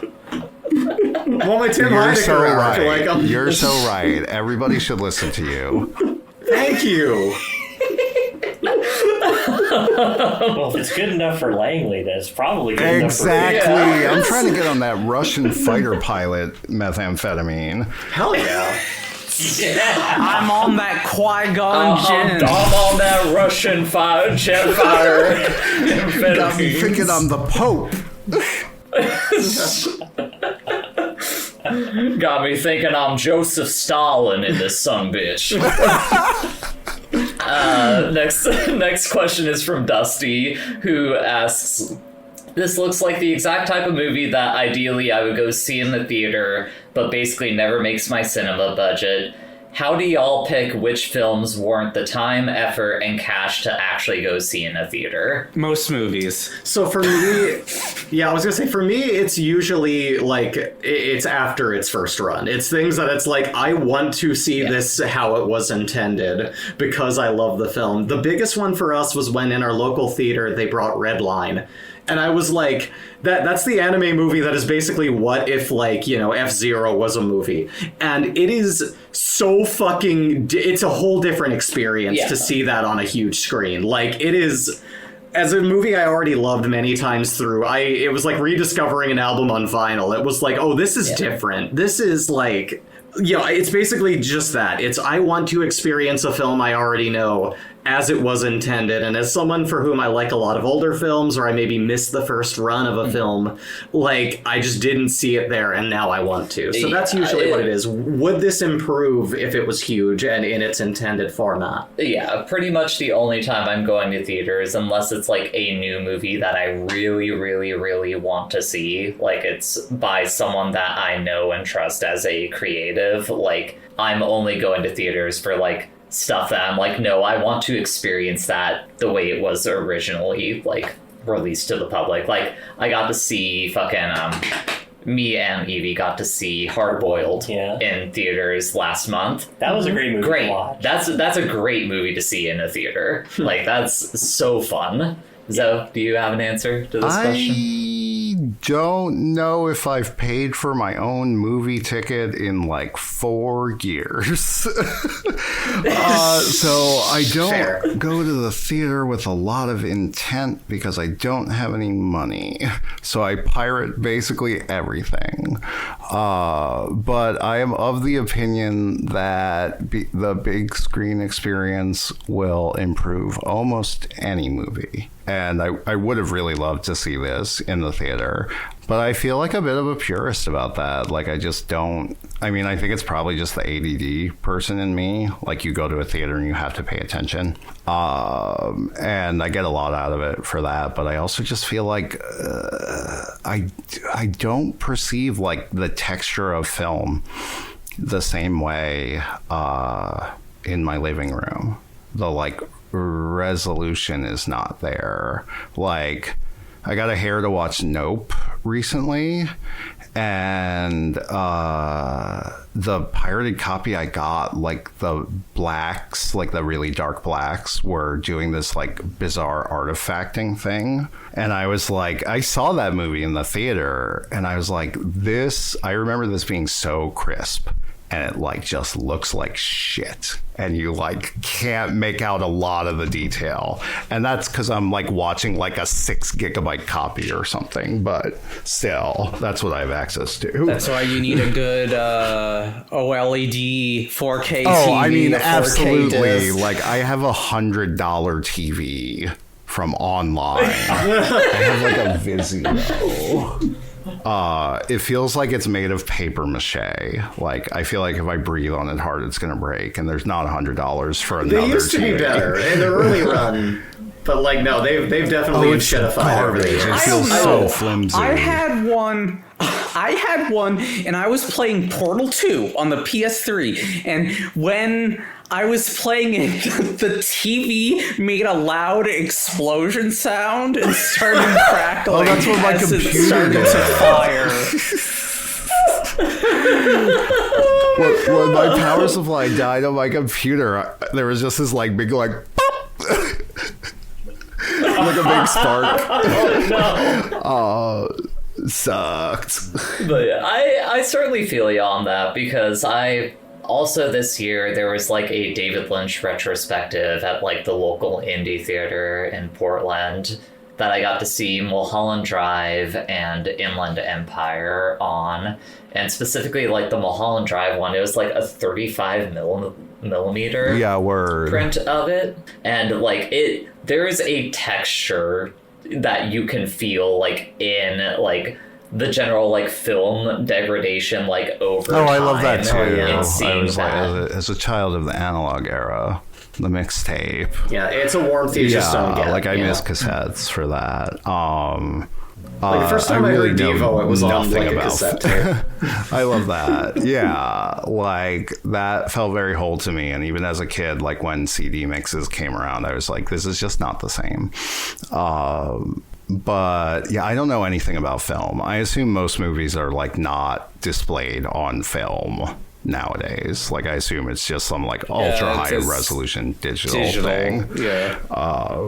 But I can't really tell. I just like picture big. Yeah, this picture big and so much in my face that I cannot look at anything else. You might have to besides it. move my eyes around. That's probably just what it is at the end of the day. It just gives me some stimmies. Like, I will say, we saw One Battle After Another in theaters, and like the screening was so packed that we were like one row away from like the very front, and I gotta say that locks you into that a middle movie. part where it's like, so tense. I bet that was awesome. oh yeah, it's fucking great. But For, that's all for me, at the very least, I used to go to every anime that was in theater, which used to be very small. Nowadays, unless it's something that really interests me, like I didn't want to go see that new Umetsu movie that's only 30 minutes long, because that feels like a waste of time. But I cannot with like them playing like Shonen Jump movies. Oh yeah, no, in no, theaters. No, I'm like, we're in the wrong future. No. Like, if you're gonna go see Perfect Blue or Akira or some shit, or even like Angel's Egg Wicked was in City, theater. yeah, fucking Angel's Egg, awesome. Like, where you're going to see the fourth Chainsaw Man movie when all that shit was like rendered on a computer. There are three people on this call that did go to see Chainsaw. I'm just movie in saying, theaters. sorry, video games gotta go, podcasts gotta go, shonen's gotta go. Like, That's the one exception. We're being I'll lay down for anesthetized. Chainsaw Man. I was gonna say, can we keep hentai at least? okay, That's the only here's- job I have that you haven't shot down. Yeah, that Here's the one's thing, cool it's not with so me. much for Chainsaw. That's It's a not so worker much for Chainsaw position. Man for me. Yeah. It's Tatsuki Fujimoto is like the reason that I go to see like the Chainsaw Man movie in theater, because I think that guy is a very good artist. So like that's the only reason that Is that the artist of the manga? yes, yeah. Okay, word. Yeah. He turned the state of Oregon into a sword. Yeah, he did turn the state of Oregon. We can't talk about Yeah, we Chainsaw can't. Man. Chainsaw Man's being outlawed. Sorry, this is the like image of Wesley Snipes holding the gun, crying up to the thing. Chainsaw Man has to go. I'm gonna hit the restroom real quick. I Y'all didn't keep mean going. anything. Besides by anime, Chainsaw the Man. last movie I saw in theaters by myself was the Looney Tunes movie, because that thing was outlawed. Why do you have that face? So, what's wrong? It's the day the Earth blew up, and it was really good. Goes back to Jay, what I was Jay saying earlier. agrees. Jay agrees What? that it was really good. It's got talking. I just gotta donkeys. hear you talk about something It's- that's not filled with cartoon animals at some point. Like, it doesn't have to be all here's the the thing. time. I'm struggling to think if it's ever happened. Like, that's the thing. The reason why Zoe isn't looking at me, like, having liked that movie is because I am notable as having a wide palette of viewing habits. I just feel like you gotta diversify your shit. I picked Zoe Congo! gets it. I tell her this all the time. Wait, Congo does have a monkey in it. That Wait. doesn't help. Just watch Yeah, that doesn't like the help my Passion case. of Joan of Arc or like the Seventh Seal or whatever. Fucking Rosemary's Baby. I guess Persona. not. Yeah, Persona. Persona the I'm movie, sorry that not I'm just Persona the naming all game. old movies.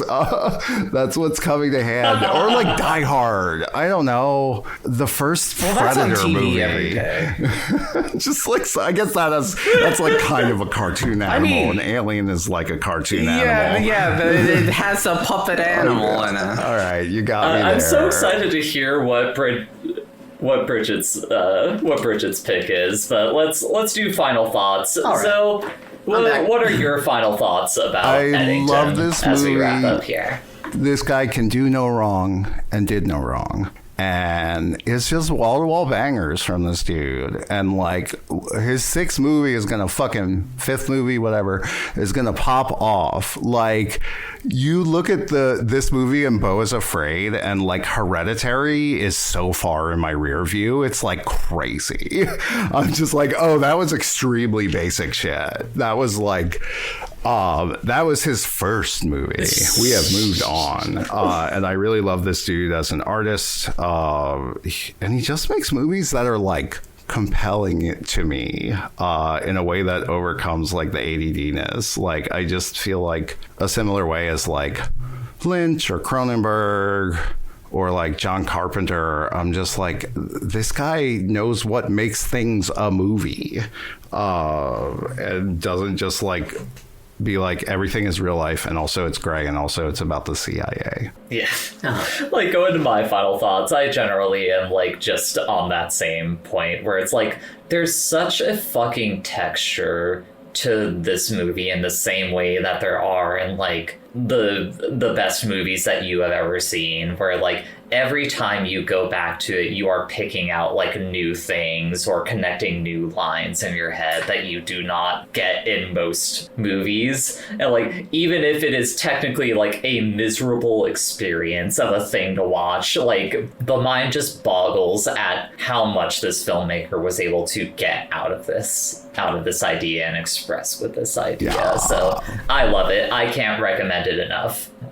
Evie? Yeah, watching this movie, especially why, was a mind-bending nightmare complimentary, and it's just I do think it's gonna it's definitely gonna hold up as a work, like in a similar way that we were talking about Jennifer's Body being a movie of its moment.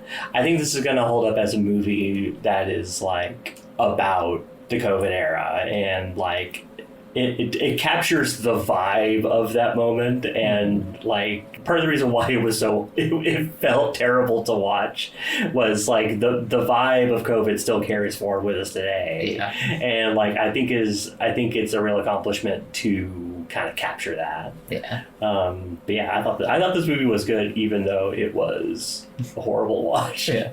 Great. I mentioned it earlier, but there's no hell to go to. We're already in it. The demons are all around us. Life is horrible. Not really, but it's just kind of, as we've already talked about, it perfectly encapsulates just where things are, what the reality around us is. And so on paper, this is not a film I should enjoy or be locked into. Like, the fact that I wandered into you watching it and couldn't stop watching it. I mean, like Zoe was saying, if something can capture your attention in this day and age, it's like, shit, like, there's something about it. And, like, for me especially, when something hits so close to home, it usually, again, has the Beau is Afraid effect, where it fucks me up so bad to look at it. It's like, I can listen to Hasanabe crack jokes all day, but I have to watch the realities of the horrors of everyday life to do so. I can't always always do that. I can't always be in that space to like absorb all of this shit, but there is like an inherent dark humor to how they do this, and just the way that it's captured, at least just in this film, really worked for me, and I'm still laughing about it. Yeah. As much as it hurts to watch. Every day I, at multiple times, am thinking, like, singing Firework to myself, imagining him getting slapped in the face. I love that he gets slapped twice. That's such a good little bit. It's like in case the first one didn't sink in. The fact that it doesn't even hit hard enough to knock his glasses off, it just crookens them, and he has to fix his nerdy little glasses. He's so cute. What are your He's final like thoughts? Oh, man. He's like such a little moe piece of shit. He's like, ooh, my wife won't let me grope her when she's having PTSD. Ooh. He's my little moe child. Bridget, what are your final thoughts? I do think this is a good movie. It was deeply unpleasant, and I felt like I was trapped in a room with a nightmare, but you know, I could see the good in it, and looking back on it, I can think of parts that were funny. At the moment, though, it was like watching a runaway train. All right, well... I do want to, like, watching this has made me want to go back and watch Beau is Afraid, which I missed, like, the first time around, because it seems like... It's so good. it sounds like It's it's harrowing. Yeah. Yes, But it is so harrowing. goddamn funny. Like, I see, that's another thing where I see the inherent humor in it, and like if it didn't trigger me, I think it would be hysterical. You know what I mean? Like when, like... Bridget. Forget it. I can leave it. It's a spoiler. Listen, so not only do we want to have you on again, but you're gonna need to show up if Jay picks that one, because I can't watch it. So we're gonna need a I don't think I can't subject this podcast to two you gotta Ari have a Aster films a refactory year. period. Yeah. Okay, Bridget, what's your choice for the next movie we're watching? Well, what's your connection? Well, my connection first is Kayla Douglas, who did prosthetics in Eddington. And what did they also do? Second, my dogs have started barking. No, the dogs. Oh, The dogs, they are dogs. barking. She must take care of the dogs. yeah. Going back to talking about, like, the theater experience, I used to be someone who would, like, go see new movies on the reg, like, basically every week before COVID. Yeah. But, like, now it is, like, I'm in that mode where you're at, Jay, where it's just, Well, like... there'll just be it's- some barking. It seems like it's worth it. Okay. What were you saying, Bridget? Yeah, originally I was gonna pick Battle Angel Alita, but it's not that anymore. What is it instead? What is it instead? Instead I'm going to pick another 2025 movie. Okay. This is a year of new releases for us. Yeah, we're gonna do a new release, and it's the story of a monster. Okay. What monster? Well, he was made by a doctor called Frankenstein, because we're watching I Guillermo see. del Toro's Frankenstein. Okay. For a second, I was like, if this has a fucking talking duck in it, I swear to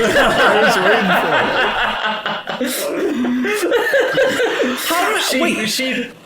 She from time to time she does pick actual movies. respect.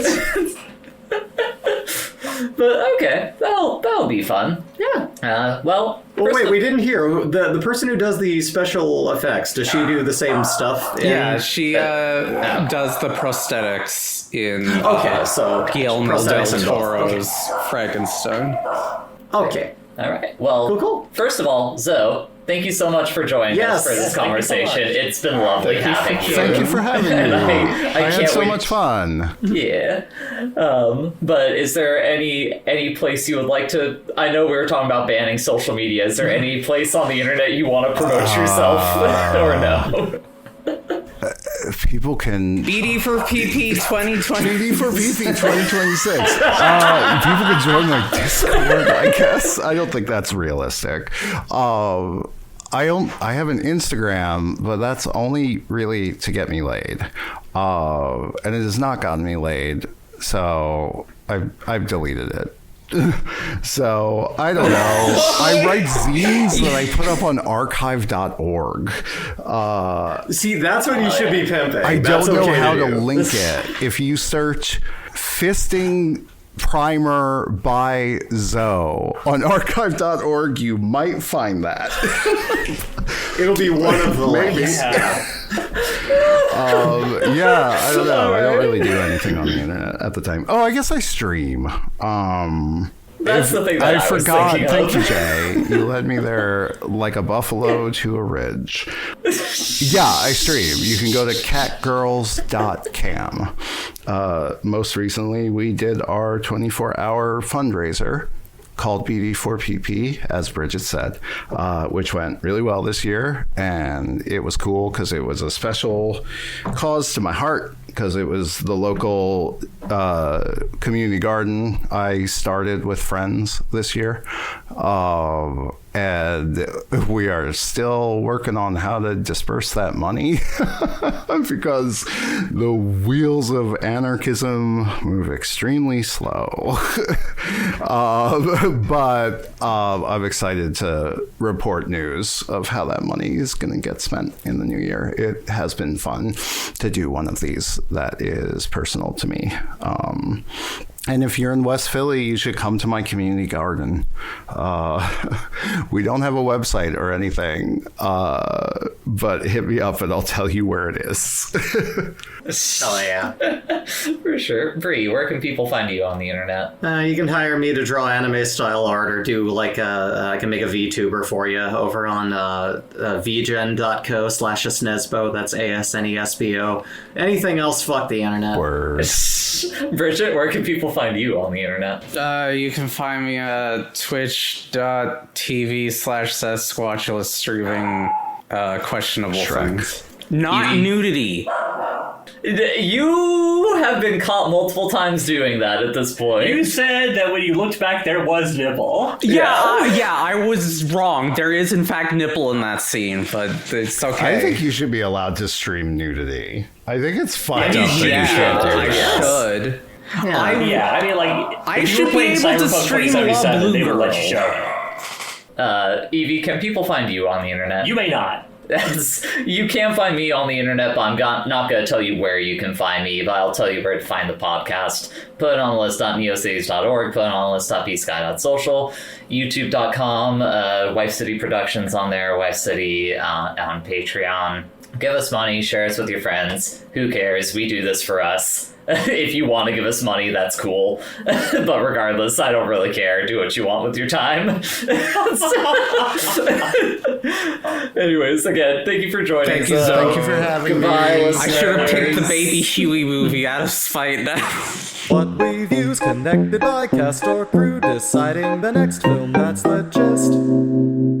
Put it on the list. And relatable. Sorry, I need to go pee real Oh, quick. I'll you're be right good. back. Sorry. It's time for the Eevee Minute. Okay, hit us, Evie. Oh, okay. Okay, I've been playing Unbeatable. That game was on Kickstarter like in 2021, and it finally came out. Yay. And it's been really good so far. Cool. It's good cool to have a music game. Kickstarter game that actually comes out and is enjoyable. It's a real rarity. Kickstarters that aren't just an entire rug pull are always like, they're rare, but they do happen. Sometimes I think about the Kickstarter I backed for like the Final Fantasy Tactics type game, and I forget, they had like a dream. They were like, the Matsuno, he's writing it. This white guy, he's doing something that you're gonna love, like some famous game designer. There was like somebody else, and I was like, I'll give them $25. I'll give them the moon. And like, I don't even think we got a graphic out of that. Like, I don't think we saw a character model. I don't know if we saw a concept art. Yeah, I remember that there was a thing where the original development team of that were just like, we give up, and like they gave it to somebody else to finish, And that never actually happened either. So it's just like forever in the void. We got Bloodstained. That one's pretty good. The only things I kickstart are anime ego releases. Like, I just got The Dagger of Kamui, a movie only I liked out of the group. You're in good company Well, with I like Daryl The Dagger of Surratt, Kamui. and that movie is kind of tight. It's like boring, but like that's the one where he meets Mark Benjamin Twain, Brennan. right? Yeah. Yeah, that movie kind of rocks. It's like boring and long. Yes, and I mean, I feel like it's not really an action I've movie. met Daryl in real life, so